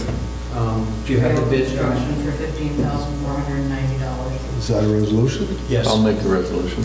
No. That's my Make second. the resolution. You can't take my resolution. Second. I'll second. That's just not nice. I'll second. I drove from Rhode Island to make that resolution. Resolution made and seconded. Questions? Go ahead. Any questions? Is that about what you thought it was going to cost? Yeah, yes, and I checked what they did for St. Mary's, and same outfit's coming in. The DEC asked to have the property checked by an approved person. The person we brought in last time, the DEC liked. Real's going to bring the same person in. So we're kind of moving. Plus, I don't know a lot about this, and I like having a local person who's from town. I'm glad it came. It would have been whoever had the lowest bid, but it happens to be him, and I was glad because he has an interest in the town. I know it'll be done right. Yep. So, How long will it be before you'll be putting your propane tanks in? well, we've got to get these out. We're going to work with them. We're looking at July to get these out. In the meantime, I got to get a bid together, all the bids together for the propane tanks to come in and to retrofit the heads on those. But we ran them out of oil 2 months ago, and they're okay, so hopefully they'll... 2 months ago. Hey, we don't have to drain water. 3 weeks ago. Yeah, I know. When it first started going out. Yeah. It's all frozen pipes. All in favor? Aye. Opposed? Thank you. Next meeting, May 19th, coming up. Tuesday? 10 a.m. here in the community building. Thanks, bud. You're on a roll. Tell us all about your trip. Airport's next. Cemetery's done in here? Okay. We put fuel tank at the Excuse me. airport. Did you have cemetery on your building grounds? Yeah, but I'm gonna let it go because it's not buildings and grounds, it's somebody else's cemetery. No, it falls under buildings and grounds. Does it really? Right. That's why I put it with your report. He needs to come to our meeting. I don't know anything about the cemetery. All right, very good. If you can get Next your- month I will, though, If you because can get your sexton. we're going to change that around. I'm You're sorry. going to do the sexton, then make it, I will know next month. very good. Airport met on the 27th. We awarded the bid for fuel to Shell Oil. They come in with their own team that does this all over the country, including about 25 airports in the Northeast here. The advantage was they'll put as much fuel in as we need rather than an 8,000 gallon drop each time, which was helpful. Their people came in and went over the tank and went over a lot of things needed to be done with the tank. They don't deliver fuel unless you have taken their class to learn how to accept fuel and how to maintain the fuel. John, Hannah, and I went down Tuesday, just got back. That's why I'm late to the meeting, we just got back. So we actually had a practical today out at the airport playing in jet fuel. There are some issues with the tank that I'm working with Jim Cummings right now that Michael brought up, and we're working through them right now, and I might need some help from Matt in the future. I'll let you know before I contact Matt. Otherwise, we had a regular meeting with the crew, Carla, John, myself, Fred Hunston, and one of the things we talked about was cameras at the airport. We did bring a fella in that did the cameras here to look at, we looked at highway, airport, beach, and landfill to get some cost to put cameras in at these places. Okay, so the bids have come back, and I will get them all together. I will email them to each of you once I get them consolidated. We didn't go with the expensive cameras, okay? We went with cameras that we can monitor. They can put 8 cameras up, but we didn't go with a system that's $6,000 per camera, okay? So, but I'll have all that information to you, and we'll take a look at it before we do anything, and make sure people know that we're putting cameras in these places. Cameras at the landfill? Yes. We've had the fence knocked down twice, costed $3,000, and we don't know who did it, so we're looking at cameras on the fence, both gates, recyclables. We're looking at just combing the whole area with 8 cameras. So will all those cameras be on one system for Yes. recording? They'll be on one system at the landfill. All these systems would be able to talk to each other if we want. I don't want to pay that cost. That's when you get up to the $6,000. Basically, we won't look at these unless there's a problem. If there's a problem, we can go back 45 days and rewind and see what happened. But I didn't want to pay all that money. We only want them if there's a problem. My biggest with all this was the beach. We've got a beautiful building out there, and I want the cameras to not be as obtrusive out there, so we're looking at that. And if anybody wants to get involved, they need to come down to our buildings and ground meeting and talk about that. There's this weather tower thing that's trying to go up all over the country. They've asked to use the airport. Initially, it took up a lot of property, and I didn't understand it, but these things are going up airports all over, and they wanted to put it there, and we're looking at different properties, so it's part of the New York State weather system. Radar? Is it a radar? Yes. Yeah. There's, that kind of landed on my desk this week. Did it good? Yeah. Landed, airport, no pun intended? Good job, Mike. Yeah. Okay. Go ahead, Bill. Anyhow, So that's yours? We've been looking, there's a possibility at the town shed, possibility at the industrial park. You know, there's several sites down by the sewer plant. McCoyne Road. Yeah. I was thinking the well. We got a lot of acreage there that's wide open where they want to put that stuff. You know, there's a whole bunch of, there's a whole bunch of, thank you. You know, we got the attorney in this. This is not good. Okay. So we're looking at that. We're going to pursue that. That guy wants to come and talk to us, so probably the best thing to do is have him come and visit with us and Did explain. you talk to him? No, Carla has. Yeah, she gave him my contact. Yeah, I was trying to get out of this, and Carla wants us to definitely follow through, so. You guys are just so good. Did she? That was nice of her. Yeah. So, weather station is Bill's now. Thank you.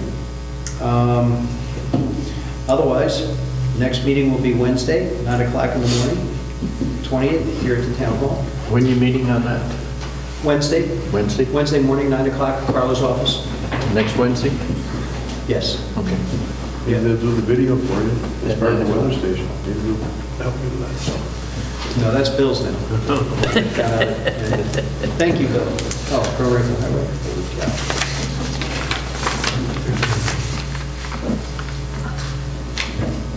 Highway. Highway has an interesting problem. Highway met on the 30th. We all were there, went through the normal things that Highway goes through. This is on the internet, right, if anybody needs this, because I want to go right into what.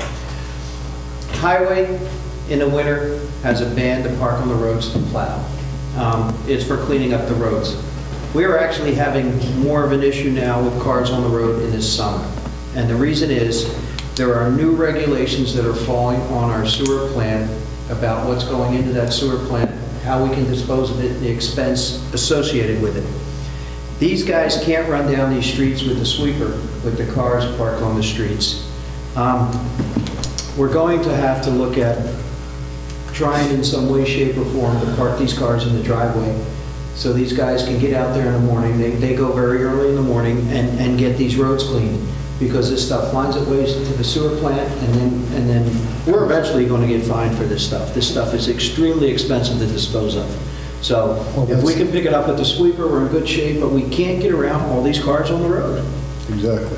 So I've been paying more attention to the width of our roadways, and most of them have been painted with lane lines of late. And there's not adequate parking between the sidewalk and the driving lane. Mm-hmm. And yet people are still parking their cars there, obstructing traffic, as well as the sweeper, rather than pull into the driveway in the off-street parking that they're supposed to be using. If they're illegally parked, I haven't talked to Chief Johns to get the definition of illegally parked, but if they're illegally parked and they're creating a problem for the town crew, they need to be ticketed. I'm not, I don't, if the people can't learn to park in their driveway, we've got to do something to educate them. And, And this is not daytime parking, this is overnight parking, because the guy gets out pretty early with the sweeper. Yeah, we're He talking realizes 5 in the people need to morning, park 6 in the morning. Yeah. So are there certain roads or streets that are a bigger problem than others? Every single street that has a sewer drain. Yeah, everything that's got a drain, which is almost every street in town, is part of the issue. By law, we have to pick that up with our So sweeper. essentially, we should have an ordinance or something that says no on the street parking overnight. Is that right? That or something in the nature of between the hours of 5 or 4 or 5 to whatever. 4 a.m. to 4 a.m. to something like 8 a.m. 4 or a.m. something. to 8 a.m. or Yeah, 4 a.m. something to like 7 that. a.m. Well, yeah, the kids park at school, so, but if he could just hit a road a day, he'd be okay, but you can see where the road's clean and he goes around the car when you drive down the road. I mean, you can see where it's happening. That's ended up in a sewer plant. And you asked me a question the other day about why we did the project up here with the land exchange with the ARC. Yes. And it was to create more off-street parking in lieu of the 3-hour parking ban, which we had reenacted, and then they have since taken the signs down. That was how they negotiated together with the college and with the ARC to do this off-street parking for the 5 spots up there, or whatever they were. But that was, because things have changed a lot with these rentals along the main street here, and most of these places have 2 cars, and there isn't off-street parking for them. But any place where there's a white line and there's not shoulder enough to park the car, so you can write them. Yeah. Well, we don't want to write tickets, but we don't want to get fined, so we're trying to get through this without having to pass another law or another ordinance, but it's, if it keeps progressing. And it's costing a lot of money through the sewer plant to take the whole act. It's hazardous waste. We signed off on, I don't know, $4,000 or $5,000 worth of grit in the last 2 weeks. So how do we make the public aware that this is something that? Well, I think the first thing we need to do is check with Chief Johns and see what the laws state and if we need to change them. If we don't need to change the laws, then we need to publicize it. We need to have a press release from the police and the town highway, maybe jointly, that says because of this issue, we're going to we're going to be getting ticketing if you don't get your cars off the street. Would you consider putting something in the paper asking them not to park at this Well, point? that's what the Press release would do. that's what the press release would be about. No, well, I was just thinking, put it in the Times of Time, Yeah, right off. exactly. Exactly. Exactly. But we do, we should check with Chief John, see what the laws say, see what we need to do. There is a possibility of a parking ban for a few hours, If we have to. before daylight. But let's see what we've got and then go from there. That was the main thing with highway. I mean, they're progressing with cleaning up and fixing roads and best they can there, but trying to get the dirt and salt and sand off the roads is big. And we have to do that by law. We had to have that sweeper when we had that sewer plant. That was part of the law, because we have these common sewer and septic situation in this town, so. It's on the same principle as parking there when they have to plow. Yeah, yeah. But we're trying to do it voluntarily, but, we'll Right. see where that goes. Just two things that, I don't know if you were going to get to them or not, but they did a very nice job at the Commerce Park cleaning up all that underbrush, and they fixed the wall, so that looks 100% better. And also where 22 comes in to Montcalm Street. Isn't that nice? That looks great. The state finally gave them permission to go up there and tear all that out, and they went in with topsoil. That is beautiful what they did up there. They did a great job. Yeah. That's where so many people from the fort come down that hill and decide whether they want to come into town or not. It's a whole lot more inviting now. I think it looks a lot better. So our next scheduled meeting is Thursday the 28th, 8:30 a.m., right here in this room. Maybe. Okay, public safety, Mr. Taylor. Yes, thank you. We did meet up. Tomorrow morning. Oh, yeah. Go ahead. Well, what's out there is out there, right? Yeah. We took a picture. You can't put No, they anything have else out until there. 6 o'clock tomorrow morning. Yes, Really? yes, Oh, you're too nice. I know. It's been published. People might disagree with that one tonight. If I can go home tonight, I'll do stuff. As long as it's out there by 6 o'clock in the morning. Just Yeah. I don't want to announce it on camera. And then what isn't eligible to be picked up? Can you read it for us, What please? isn't eligible? Yes, please. It's not so much what isn't, it's what is. Yeah, it's more of what is. Okay. What is glass, plastic, tin, aluminum, paper, newspaper, magazines, phone books, cardboard, old furniture, old carpet, air conditioners, and any white goods, including washers, dryers, refrigerators, and freezers. Out by 6 o'clock tomorrow morning. And any items that are not on that list that are out will be the owner's responsibility to take care of. Thank you. Yeah. And we're gonna, if we have items out there that shouldn't be, we're gonna leave one of those. Just some of the things. As well as the stuff that shouldn't be there. We'll leave that behind also. The electronics recycling is also going to be on Saturday from 10 to 2, so computers, monitors, they say anything with a cord, so they won't take refrigerators or freezers, but small items that you can carry in, so it could be a microwave. Also on the take back drugs will be Saturday too. Same time at the police station. The police station, exactly. I didn't know if you would like me to just publish something stating that after tomorrow's date, anything left on the side of the road will be the owner's responsibility. I can publish something in the paper just so things aren't left there for week after week after week.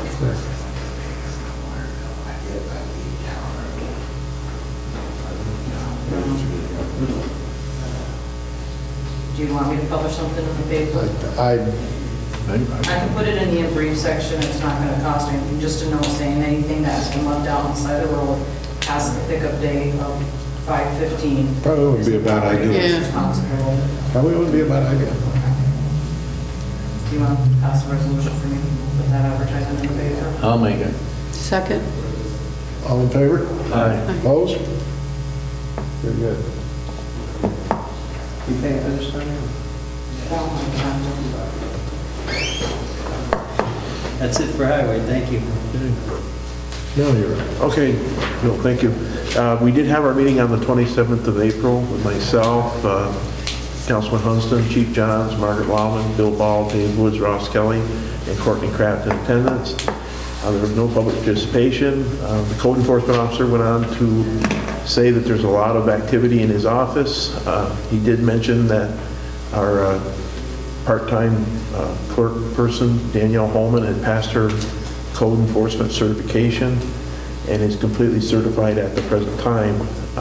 He requested that the board change her appointment to be considered building inspector, which would involve a change in pay rate, and hopefully he thought that he'd like to see her potentially become full-time. Which again, according to what he was saying here, that has been provided for in the 2015 budget, two full-time people up there. that's an error. Okay. It's not budgeted that way, but I have some information for executive session that would be part of that position that we should talk about. Okay, well, that's just food for thought for the board, and like I said, we can discuss it and look at it further down the road. We did have quite a lengthy discussion about the chain of events in terms of how code complaint is handled. I got thoroughly thrashed by everyone at the meeting, and for the board not taking action. Everything was attributed, any non-activity in the realm of code enforcement was attributed to inaction by this town board. And I totally rejected that and was very, very much annoyed with the whole thing.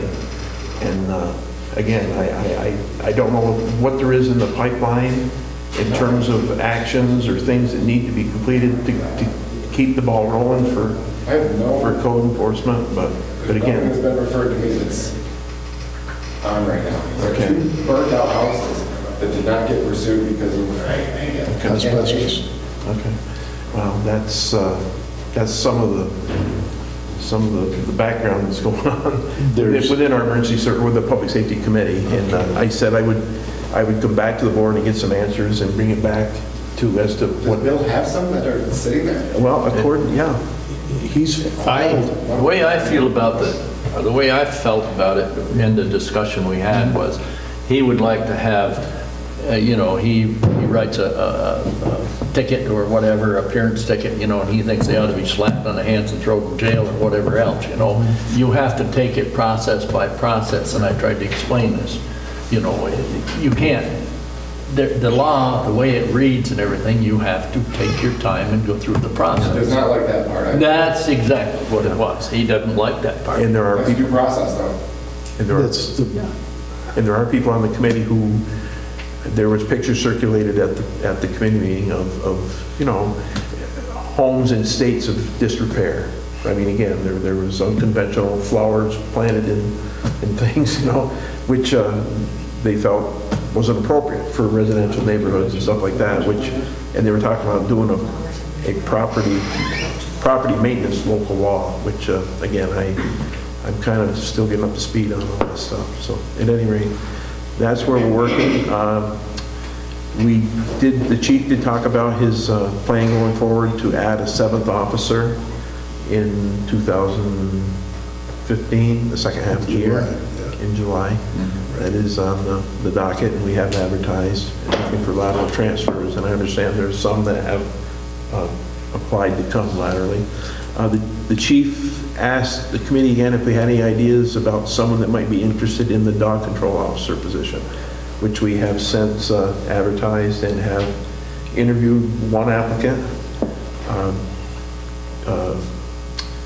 Margaret Lauman and myself and Chief Johns interviewed Mo O'Connor. I believe his name is Maurice, right? Maurice Mo O'Connor for the position. And I would like to offer a resolution that we appoint Mo O'Connor as dog control officer, and then pending the current wage schedule with an eye. Okay, that's a motion. We have a second? A second? Any discussion? Yeah, what did you just say? Yeah. When did this take place? Narrow it down. Who wants the position? We had one applicant. We had one applicant. We had one applicant. We interviewed him Tuesday. Okay, I got a little lost. Fine, thank you. Okay, I'm sorry. I wasn't invited. Yeah, he sent out an email invitation to all of us. No, I think it's no Fred on it. No. I did. That's all we got. That's all I knew about it. Sounds good. All in favor? Aye. Opposed? Okay, thank you. I did want to thank Mo for coming on board and helping us with this, because this is, gets a lot of exposure and interacts with lots of people, and he has good people skills, so that's going to be a good plus for the department. I think you'll be fine. Yeah. The chief did just give us an update on Patrolman Janier and Tusco, the K-9 officer, and both are doing very well, and again, we all congratulated and are very proud of the progress they're making. The chief would also like to remind the community that there is going to be a drug take-back day on May 16th, 2015. That's this coming Saturday at the Ticonderoga Police Station from 10 a.m. to 2 p.m. And that was pretty much it.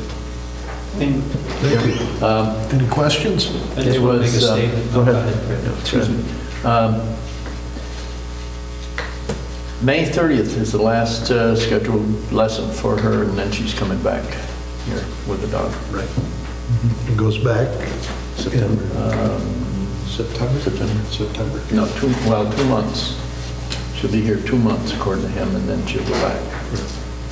Your next police committee meeting? Yeah, I think you're back September. I would explain to those folks that I think this board has done more to try to get this town cleaned up than the last 15 years of people on these boards. I know. And the other thing I would say is Bill Ball should take 15 minutes and come to the town board meeting and address all of us right here when the attorney's sitting next to us.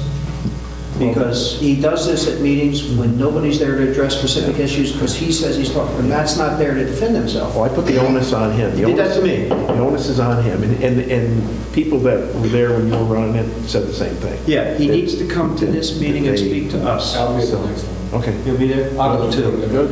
Yeah. Good. Yeah. Because that's not, I said I was not aware of anything we've been asked to do Yeah. that we hadn't done. You know, Because as far Ross as- gets upset, Dave gets upset, and, and that's not the way it should go, you know? Yeah. He has been encouraged It's a good guess. from my office for the last 3-4 weeks. Not on a daily basis, Yeah. but many times. I know he's working hard on it, because I About see what, specific items. you know, I was under the impression that he has been yeah, issuing yes.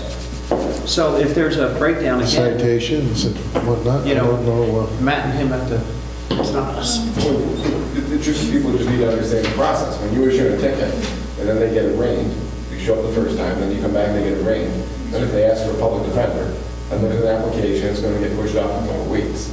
Then if the public defender can't make it, or he asks for an extension, it's going to get pushed off. That's the natural judicial process. There's nothing we can do about that. We have 2 processes we can go through now. We have that process. We also have a process where they come to the board. They come before the board. And the board can act to order highway beautification, whoever, to go and perform actions at the property if it's appropriate, and put that back on the taxes. And that works. Just the cost. That works. Yeah, exactly. You know? So, But it costs a lot for town cleanup too. But it's a good idea, so you do it, because it's right. that's it. Thank you, sir. Board of Health, no report. Insurance? Just, we've got a couple things that we've been working on, the board has, in terms of the current administration of our high deductible insurance plan. There has been some talk of converting from a health savings account arrangement to a HRA, it's called. Again, it's somewhere in between. It's going to have to be negotiated with the unions, and it'd be a major policy change. So that's pretty much all we're working on. I thought it was in their court. It is in their court. Yeah. We're waiting for the unions to come back with a preference. Yeah. And see what they want to do. Other than that, that's all I got. Contract negotiations, we're at a standstill with the highway department right now. The ball's in their court. We're waiting to see where they act. Transfer station. I have contacted Ace. I sent them some information they asked for. They haven't got back to me yet. I hope we don't run into the same thing here that we're running into with Earth waste. Earth waste? Yeah. Because I'm waiting on them. Haven't heard a word. The way it was put to me was, I'll take this information and pass it up to the people that make the decisions. Yeah. And I can't guarantee you there will be anything done or anything like this. And so I said, well, would you please let me know one way or the other? So that's Something, Fred, you might want to consider doing, and I've seen this by virtue of the job I do for the county. There are local scrap yards that buy tin cans, that buy recycled material. There's one right in Keysville. I've seen it. I've seen it. And, loose tin cans. I mean, people bring their own and sell them.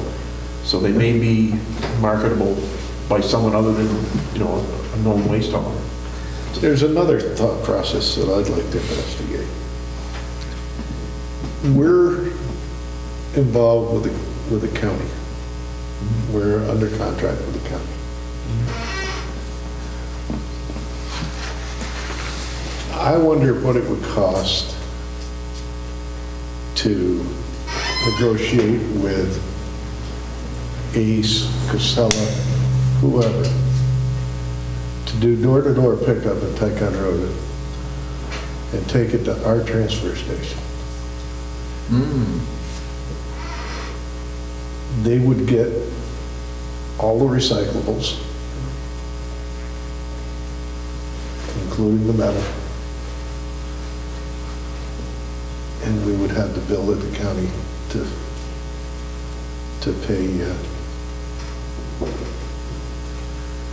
pay for our waste. We had talked to him before about unloading at our transfer station. Rather than hauling it right now, they have to haul it to Fort Ann or someplace to unload. Yeah, they're going to Fort Ann with it. And he offered us like $6 a ton or something like that, where he would unload at our transfer station and give us $6 a ton. But again, that wouldn't even make our cost. Right? It's costing us what? But anyway, it's worth having. It's worth a conversation with Todd. I'll do that. So Fred, what were you were contacting Ace regarding the recyclables or? Yes. Yeah. Just recyclables and electronics as well? Or? I asked them on that, and they said they didn't take electronics. $6 a ton. So that was out. So it was just 20 cents a pound. Yeah. So there's still someone who was interested in the electronics. Yes. Just the electronics. There was, yes. It seems like nobody wants to take that. Maybe we should just handle it separately. Yeah. We may have to go that route. I was kind of wondering, I've heard of some other ones over in Vermont, but I would have to check to see if they're licensed for New York State. Earth waste is. Yeah. But they don't respond to somebody. Anything else? No, that's about it on that. Like I said, the information I sent to them was the tonnage that went out last year and so on each item and such. How much was it, Fred? I'm just curious. Gosh, I couldn't tell you offhand, but I don't have it with me. I know I don't. The most was paper products. Biggest.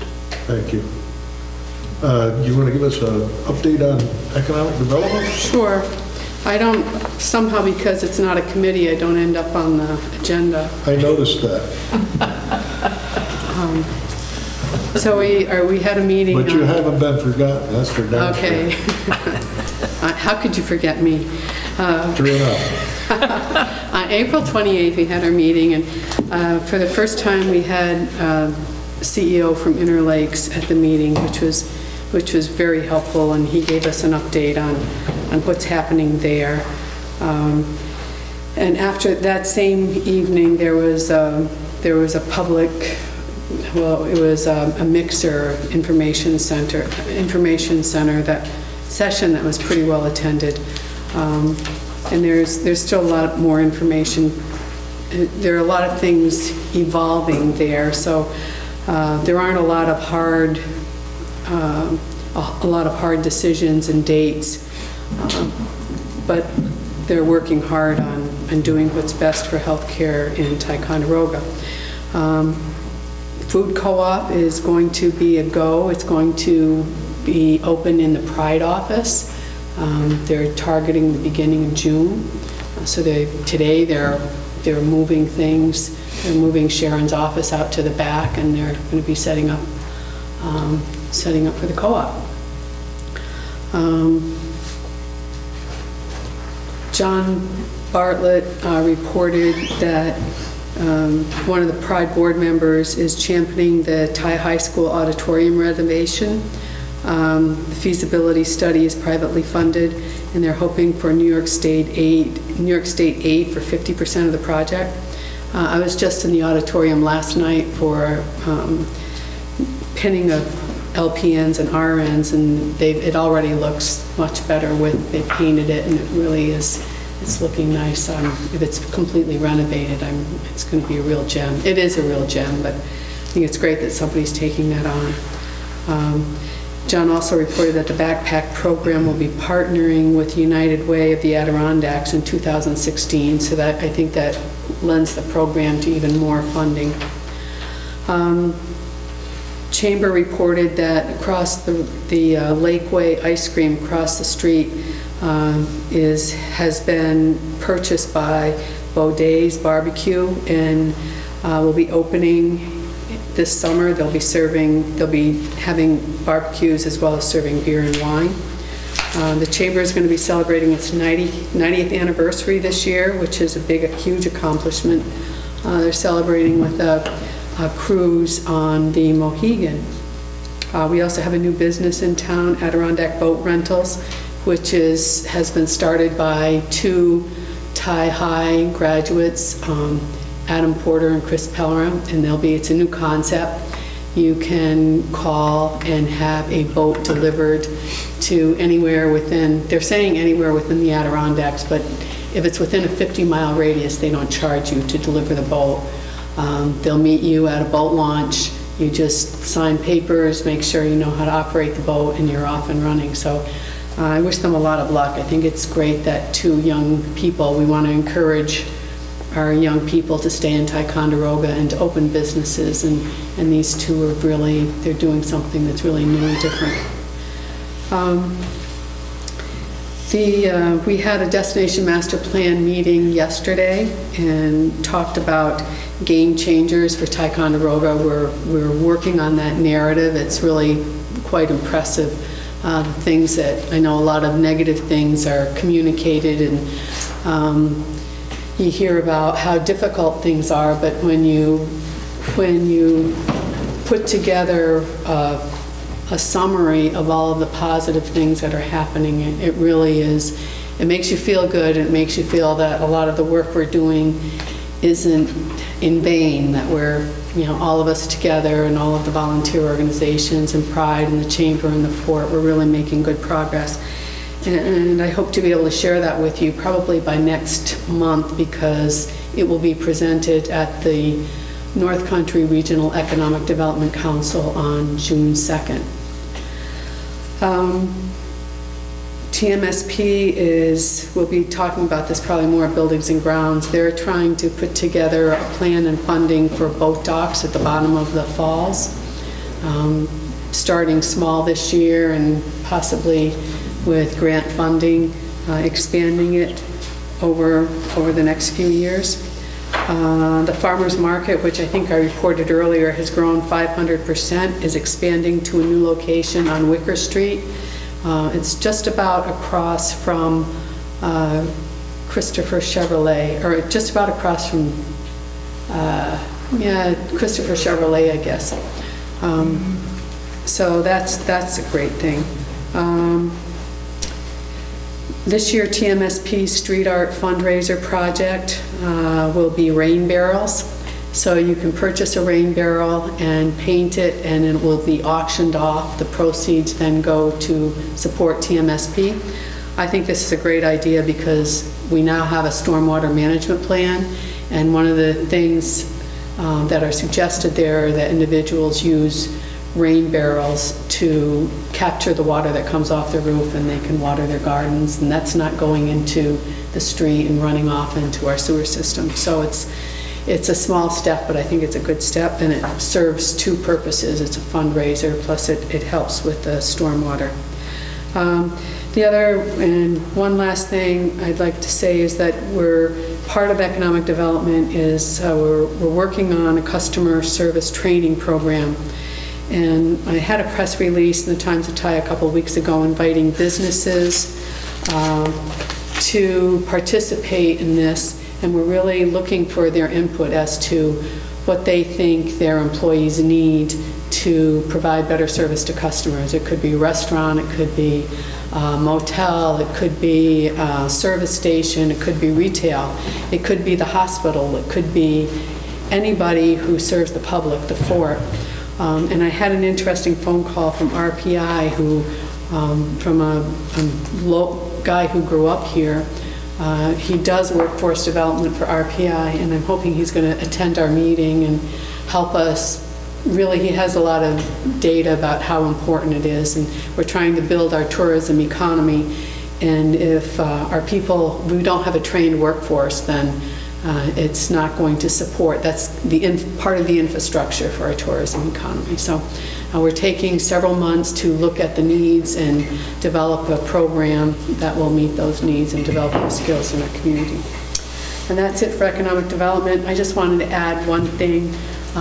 Sorry, I forgot to mention it while you were on buildings and grounds, but we have an automatic electronic defibrillator for the beach this year. It came in today. We're going to be sharing it with the police department. So it will be available at the beach when the lifeguards are on duty. And then when the beach closes, the police department will use it in one of their cruisers. And it's the same type that they use, so it's great news. Consistent. Great news. Yeah, definitely. Have we thought about putting them in other buildings? This one comes to mind. The armory comes to mind. There is one up there. Oh, that's right there. There is one on the wall. At the Armory? No, there isn't. Because we discussed it in length at another meeting, and decided not. I think it's more driven by cost than anything. They're expensive. What is this thing, 900 bucks? This one, I think, was just under 1,500.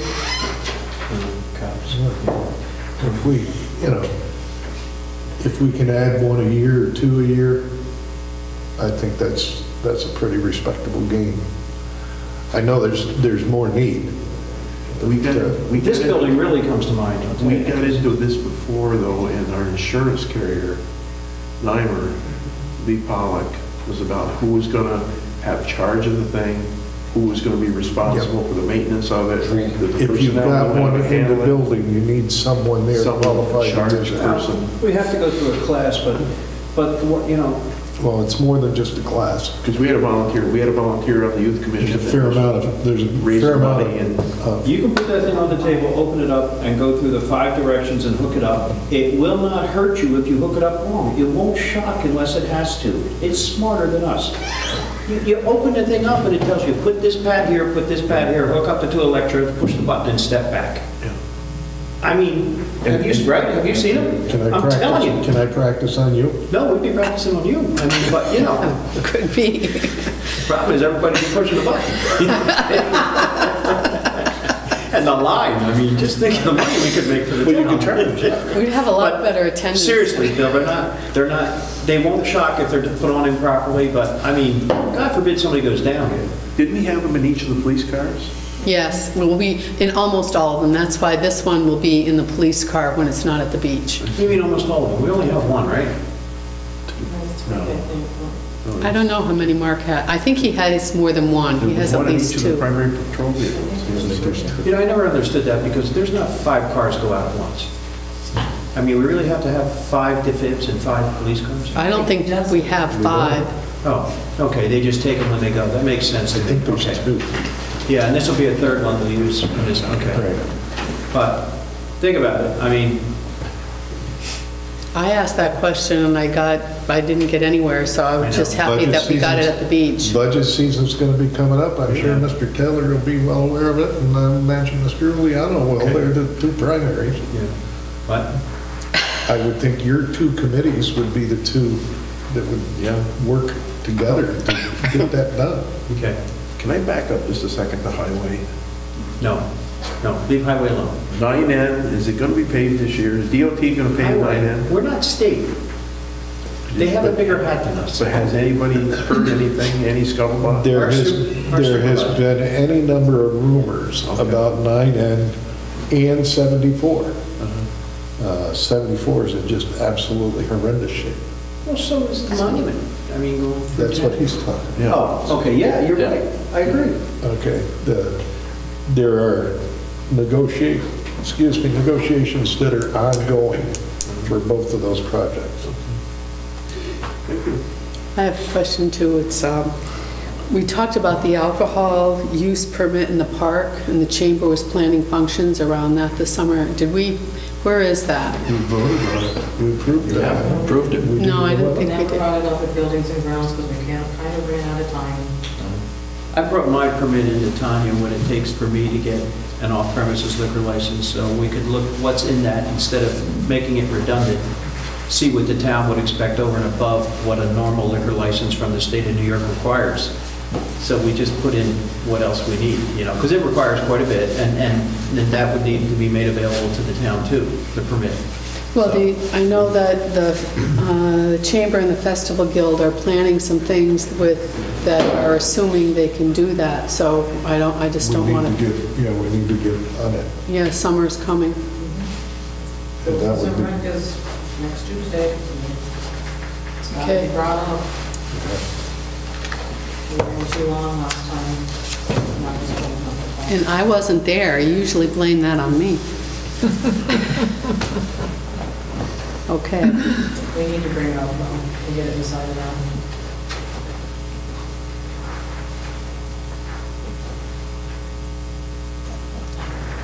And you want to go back to committee with that, or you just want to? We haven't looked at it at all, really, the committee itself. We wanted to compare it to what Dave kind of puts together for Yeah. his, because it was very lengthy. Do you have the, Matt did a really lengthy thing there. yeah, Well, I know your buildings and grounds is going to get eaten alive by the armory people. you mean Tuesday? Yeah. Chatty's gonna be at that meeting, she'll field all questions on that. We'll start with that first then.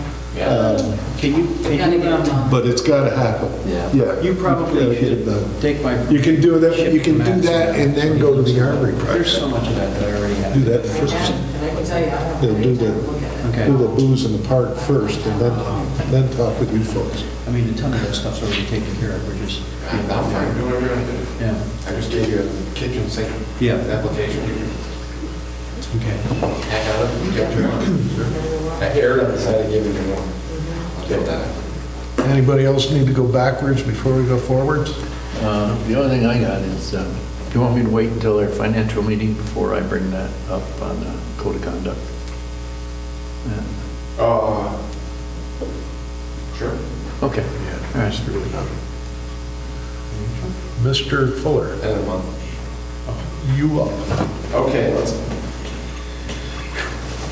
Yard took care of the Chilson transmission main, public hearing for next month. Sue has already sent out, our notices were due this month for our quarterly. Oh, yeah, she sent the form out. I'm still getting, I don't know if you're getting them or not, but I'm still getting calls of people Every that, time. do we have to boil our water? Can we use our water? Can we drink our water? How do you And, and people really need react to, according to their health. it's according to your health, Some people may have to, but they boil may not be Yeah. enough, you need a certain time or something like that. really read the wording in that notice and let your conscience be your guide. Exactly. Should we put together whatever statement we want to make as a town and make sure it's by Tom's desk and our desks and anybody that asks us, we all say the same thing? Good. You think? No, that's not the issue. The issue is that every time the notice goes out, people half read it and panic and call. And the problem is you don't want to be giving people medical advice either. Exactly. If somebody's under treatment for something, they should ask their doctor Yeah. and say, listen, here's what I'm undergoing. Yeah. Here, our water, here's the notice I get. It's a personal What do I decision. need to do? You make the decision. And that's what. And that's fine, maybe that's I what, tell people. maybe that's what we It need to does be say that. saying. It does say. It does Well, say definitely that. says that. Okay. And we sent that to It's not- EPA and Department of Health, and Yeah. they signed Okay. off on that. That's what I tell them. That's your personal choice. Working with the Lake George Steamboat Company, I actually talked to the attorney today, we didn't end up coming up to meet. Going to hold on, I have the impression that they're pretty good in terms of if we need to work with them on boundary lines and things like that. So we'll move on that. Next week, we're scheduled to have a conference call with the people on the vac truck, both VACCOM that makes the unit on the back and Pierce, whatever it is out of Vermont. So we're bringing that one to a head. The speedies permit did come out. You guys should hopefully have that. So we will be getting going on the sewer ordinance. Sewer, water, and public works is a very, very busy committee. It's not going to let up. And we've now got timelines, which we know we're sitting out there. One other thing that I forgot to bring up, everybody received their copy of the water EDU list. And the next water sewer meeting, we're gonna be discussing that in detail. So, So I'll break out some time to make sure.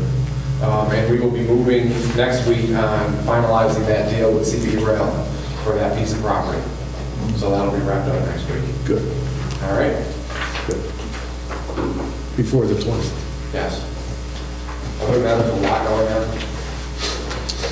How about the stormwater plan? Just what is board pleasure on the That's plan? still sitting there. I think a couple of these things you need to have a special meeting or a workshop to discuss. We need a workshop with Todd. Yeah.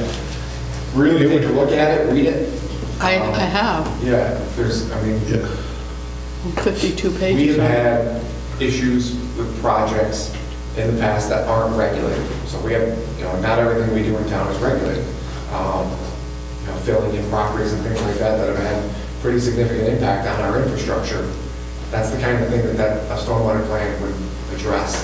So those things, as Dave alluded to earlier, you don't necessarily want to adopt more regulation, but when people do things and their answer to you is, well, I can, and it impacts your infrastructure and your taxpayers then have to pay, that's where you end up with more regulation. You guys say, all right, now we have to do this because we have a few bad actors that can cost you a lot of money or do a lot of damage.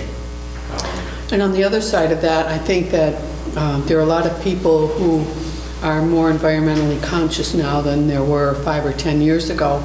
And if they're shown ways that they can have a positive impact, and that plan does, it has lots of great ideas that don't necessarily cost a lot of money, I think that can really be a help. So And help their properties. So yeah, I think I envision that and the sewer ordinance could take up their own workshop. I think that's where you're headed soon. okay. Okay? Thank you. And our clerk. Nothing. Nothing. Okay, we do need an executive session. Before we go there, Mrs. Belvac, have anything she wants to bring up? Okay. Would you like to bring up one more thing, I'm sure? I'm Joe Giordano. So the issue that I want to bring up has to do with two particular town board meetings that took place in 2013, two of which that you were very outspoken regarding the water and the zoning issue. Okay. And basically, and I'm not going to get the specifics, it's not the specifics that are important. What's important is the precedent, the principle of how these particular board meetings are run. I just need clarification as to that. But there was a lot of public participation at those board meetings by yourself and many others, which, and one of them in particular, the zoning board, led to the town board changing its mind, actually forcing a non-agenda item onto the agenda. And two particular councilmen right here are the ones who primarily initiated and seconded that particular opinion. So what needs clarification for me is how what we were doing earlier at our time to speak is different from what you... As I stated at the time, okay, tonight, all right, what has taken place in the past is not necessarily what is going to take place in the present or the future. We are going to run our meetings according to Robert's rules. Meetings that weren't run according to that in the past were run by other people.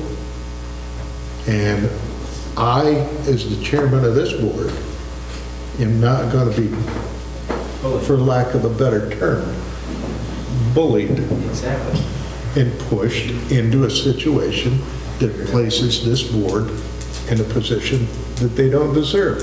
And if someone comes forth and tries to do that, I will use my authority to stop it.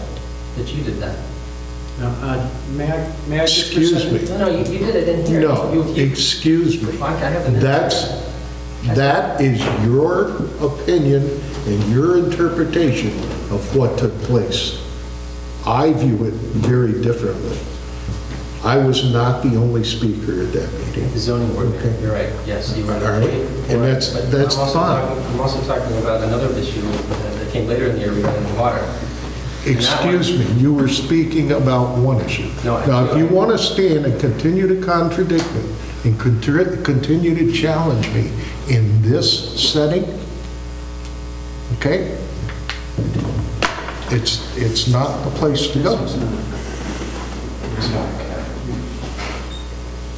If you have issues like that you want to bring forward.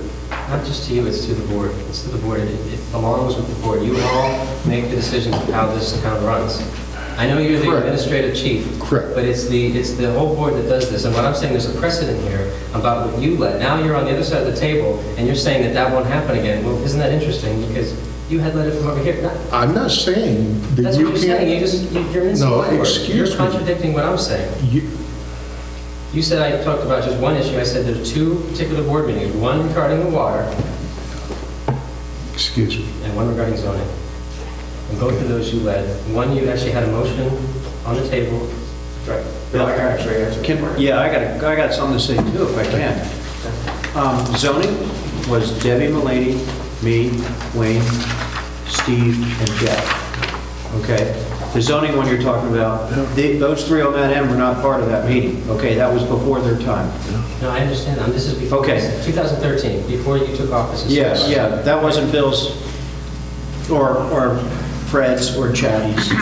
I didn't say it was theirs. Okay. No, I didn't say it was theirs. What I said was that you stood out here and there's pages of them. That must have taken many, many minutes to get through all those different testimonies about the in the instance of the zoning, to present that to the board, and then as a non-agenda item, the board took a vote, or in fact, passed a resolution to just basically disband it. I'd like to add, my comment about that is, I wasn't here for any of that, but when I heard how that happened was one of the reasons I considered running for this position, because it just sounded so wrong to me.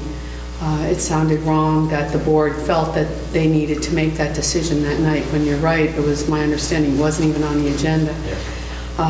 So I don't think that that's the right way for things to happen. I wasn't on either side of the Zoning had gone through 2 years, probably 7 public hearings. Okay, this thing went on for, we had many public hearings on zoning. This wasn't just dropped, okay?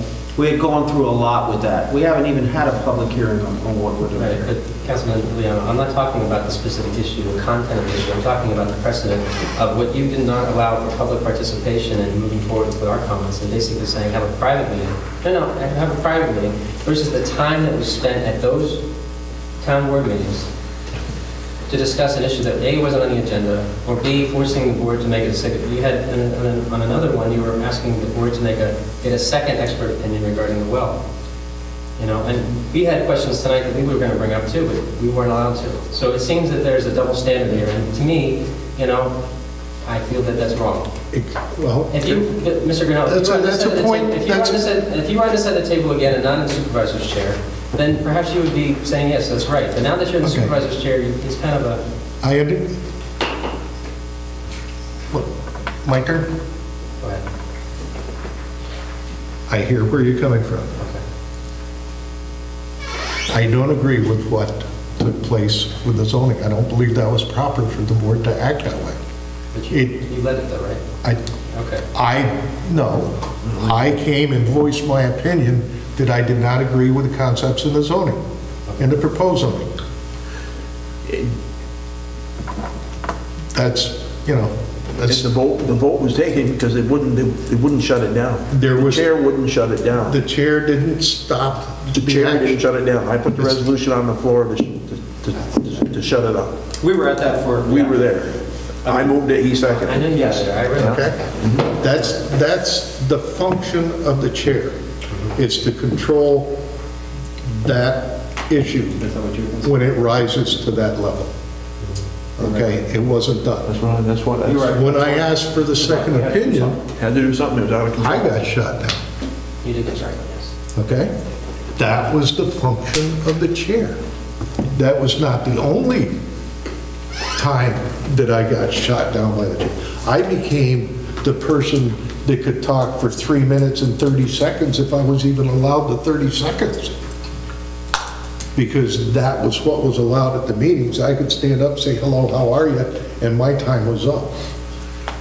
I may be exaggerating a little bit, but it got to the point that it became nearly humorous. So difficult. Okay?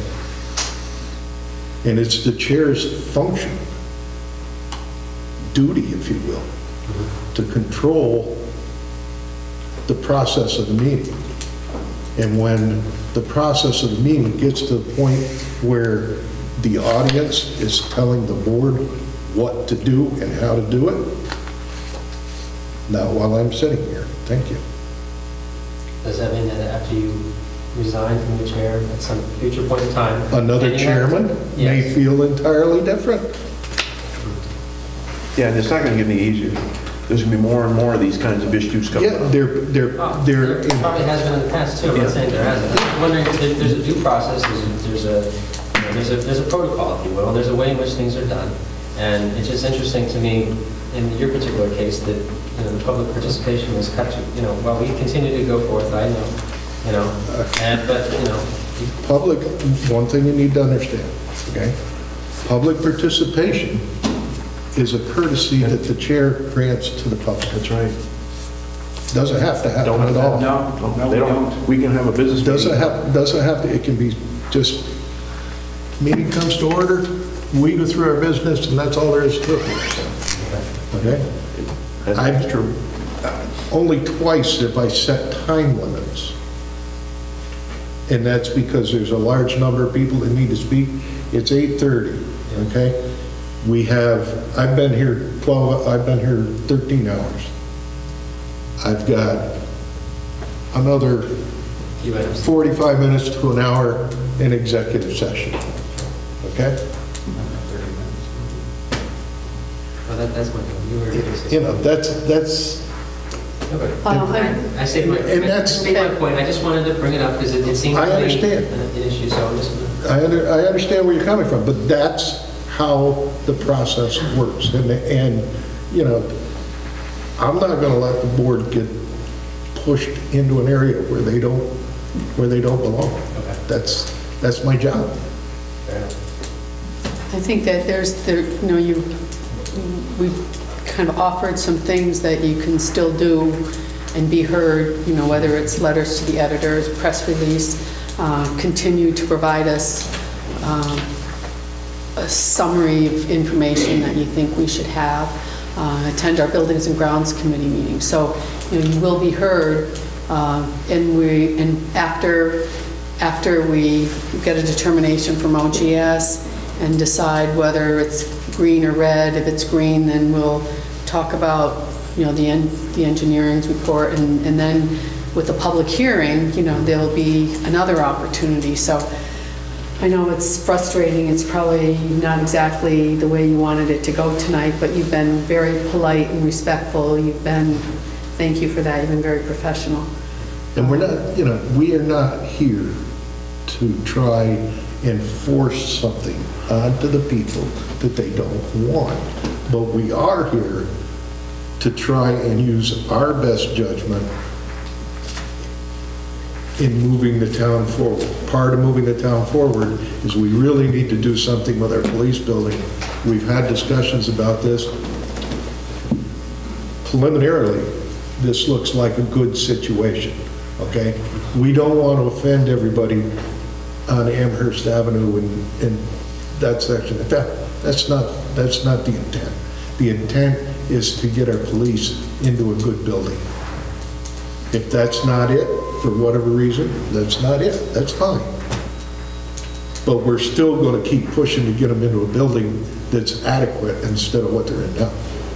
I guess one of the issues that I have is I have no idea when you know about the decision makings that are taking place. And that's kind of why when I asked about the square footage, to me, you had mentioned at our meeting about 2,600 square feet. I thought the best thing you said was, can we get together as a group and come in and talk to you, Bill? Right. Because, you know, if you come to Buildings and Grounds, I got 9, 10 things on my agenda. You come here, we've got things, but you guys come in specifically to talk about that issue with Bill. I would love to be there, and we can just talk about that issue with you guys, and then it's easier.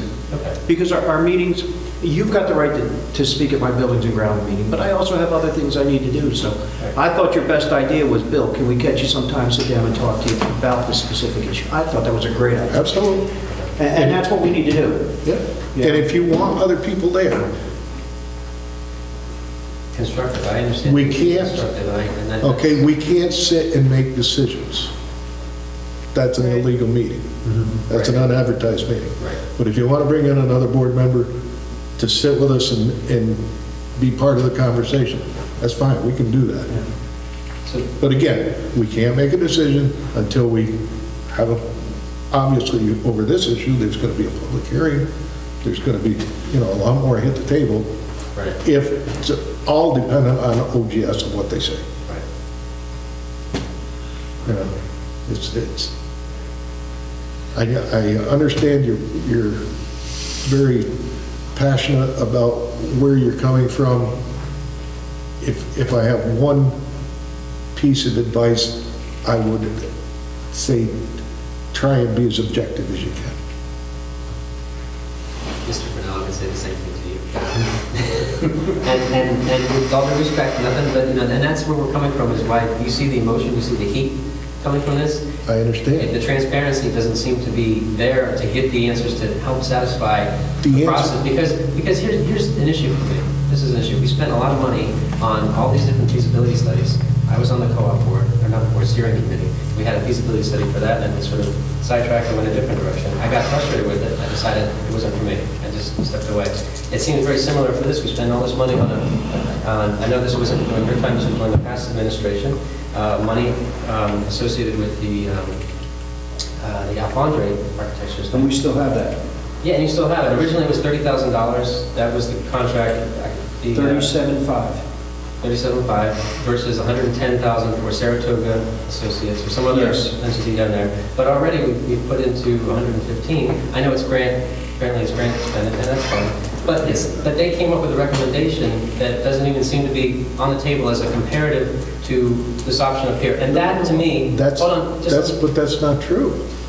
But have you done anything other than just look at the one sheet of paper from I know we're going to talk about this in Building and Grounds, so we don't need to go into this now. But there needs to be some comparison. There needs to be some comparison other than just over here, or We have, leave it where it's at? And No, even in we null have- scenario, or even just a refurbishing of the building they're in now, something to compare to this building. I mean, the dispatch is no longer, I'm rambling, I'm sorry. Go ahead.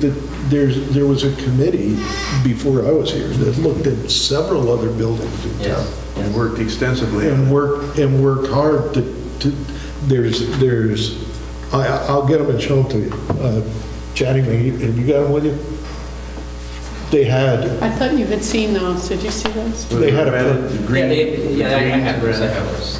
The Sharon Reynolds and Bus okay, Kelly. we used that same criteria to evaluate that building. Do you have that? I mean, is there somewhere? I don't have it. That's the kind of thing that would be Chief satisfying. Johns has it. Mark Johns has it, because I got it from him. What do you? This is one of them. That's the one that, yeah, but he doesn't, Did you see? community That's- building basement. Yeah, I don't have those. The Armory, the one I have with the Armory said that they were not even gonna. So there were two. That was the Armory property. Well, Right. but they both of those pertain to the Armory proper, Chad. We did a separate look using that same criteria on the maintenance building. And we did it with part of that committee that did those. We couldn't get the whole committee. So Chief Johns has all of those documents. Yeah, He's the one that's- who's kept them. That's where I got them. Okay. And I Yes. think I sent them to And, everybody. and that's where we came up with the thought process that that building is the one that most deserves a look. From my personal perspective, I could also look at the Rite Aid building, but it's not available now. The Ford has it, they have no intention of giving it up. Right. Yeah, but those two Yeah. would be, without question, the most viable, particularly from the one-story point of view.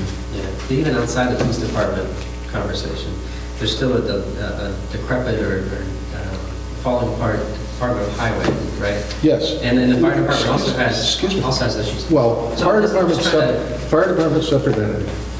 Highway department. We have. We have two new studies that have been done on that in regards to renovation and refurbishing that are way under the cost of the Alfondre new building. And they are also way under the cost. Alfondre also did a renovation repair. The second cost, we had one done by an independent person from Ticonderoga that's qualified in the industry. The other one was looked at by AES, and both of those were substantially less than the Alfondre proposals. For renovation. So we got for renovation, rather than, and all of them are way under new construction, obviously. Right. You know, so if you're wondering if we are looking at alternatives and looking at the resources that we've already spent money on, yes, we're utilizing those, and we're trying to determine a path forward from that. We can't do it all at once, obviously, it's just way too costly. Right. So someone has got to pick the priorities.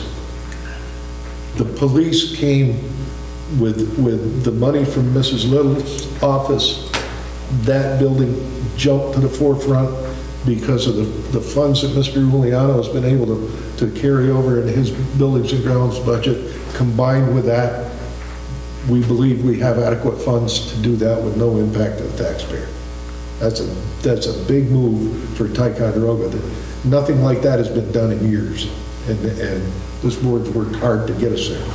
What about the water projects? I know that's still pending the decision about what to do, right? Yeah, there's a lot. We just had a discussion about the water.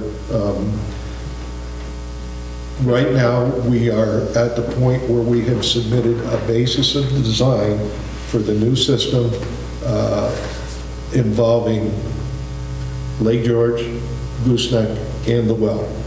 All three will be combined in one system. It'll give us three sources, which gives us a great deal of redundancy, which is very important with water. If you have a source go down and you only have one, you got a big problem. So we have excellent redundancy in our sources, we have excellent volume in our sources, and we have excellent quality in our sources. What's the capacity for the well? The well is at about 2 million gallons. I mean, was that what it'll be sized for in terms of the whatever the All you've done right now is just drill the well at Right. 25. Right. Right, it's been drilled, it's been pump tested for flow. Right, yeah, that's it. And Nothing's been hooked up to. Nothing's been hooked up to it yet, but that well will be hooked up and feed back into the system. Okay. Yeah. But again, it's not the type of item that you can base your whole water system on, because what would happen if there were a contamination problem with the well? Your whole water system is gone. What would happen if the pump fails in that well? Mechanical, probably could happen, probably will. Your whole water system is gone, if that's your only source. 10 state standards, which is design criteria for New York State and just about the whole country, requires redundancy. We have Lake George, we have Gooseneck, gives us redundancy. If the well goes down, Lake George and Gooseneck can carry. If Lake George gets down, the well and Gooseneck can carry. If Gooseneck goes down, Lake George and the well can carry. That's the type of system that is proper for a community of this size or larger. So it gives us room to grow. That's the direction we're trying to head in. May I make a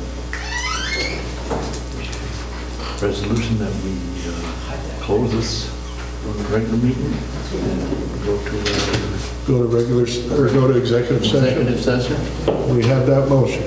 Second. Second, all in favor? Aye. Opposed? Thank you.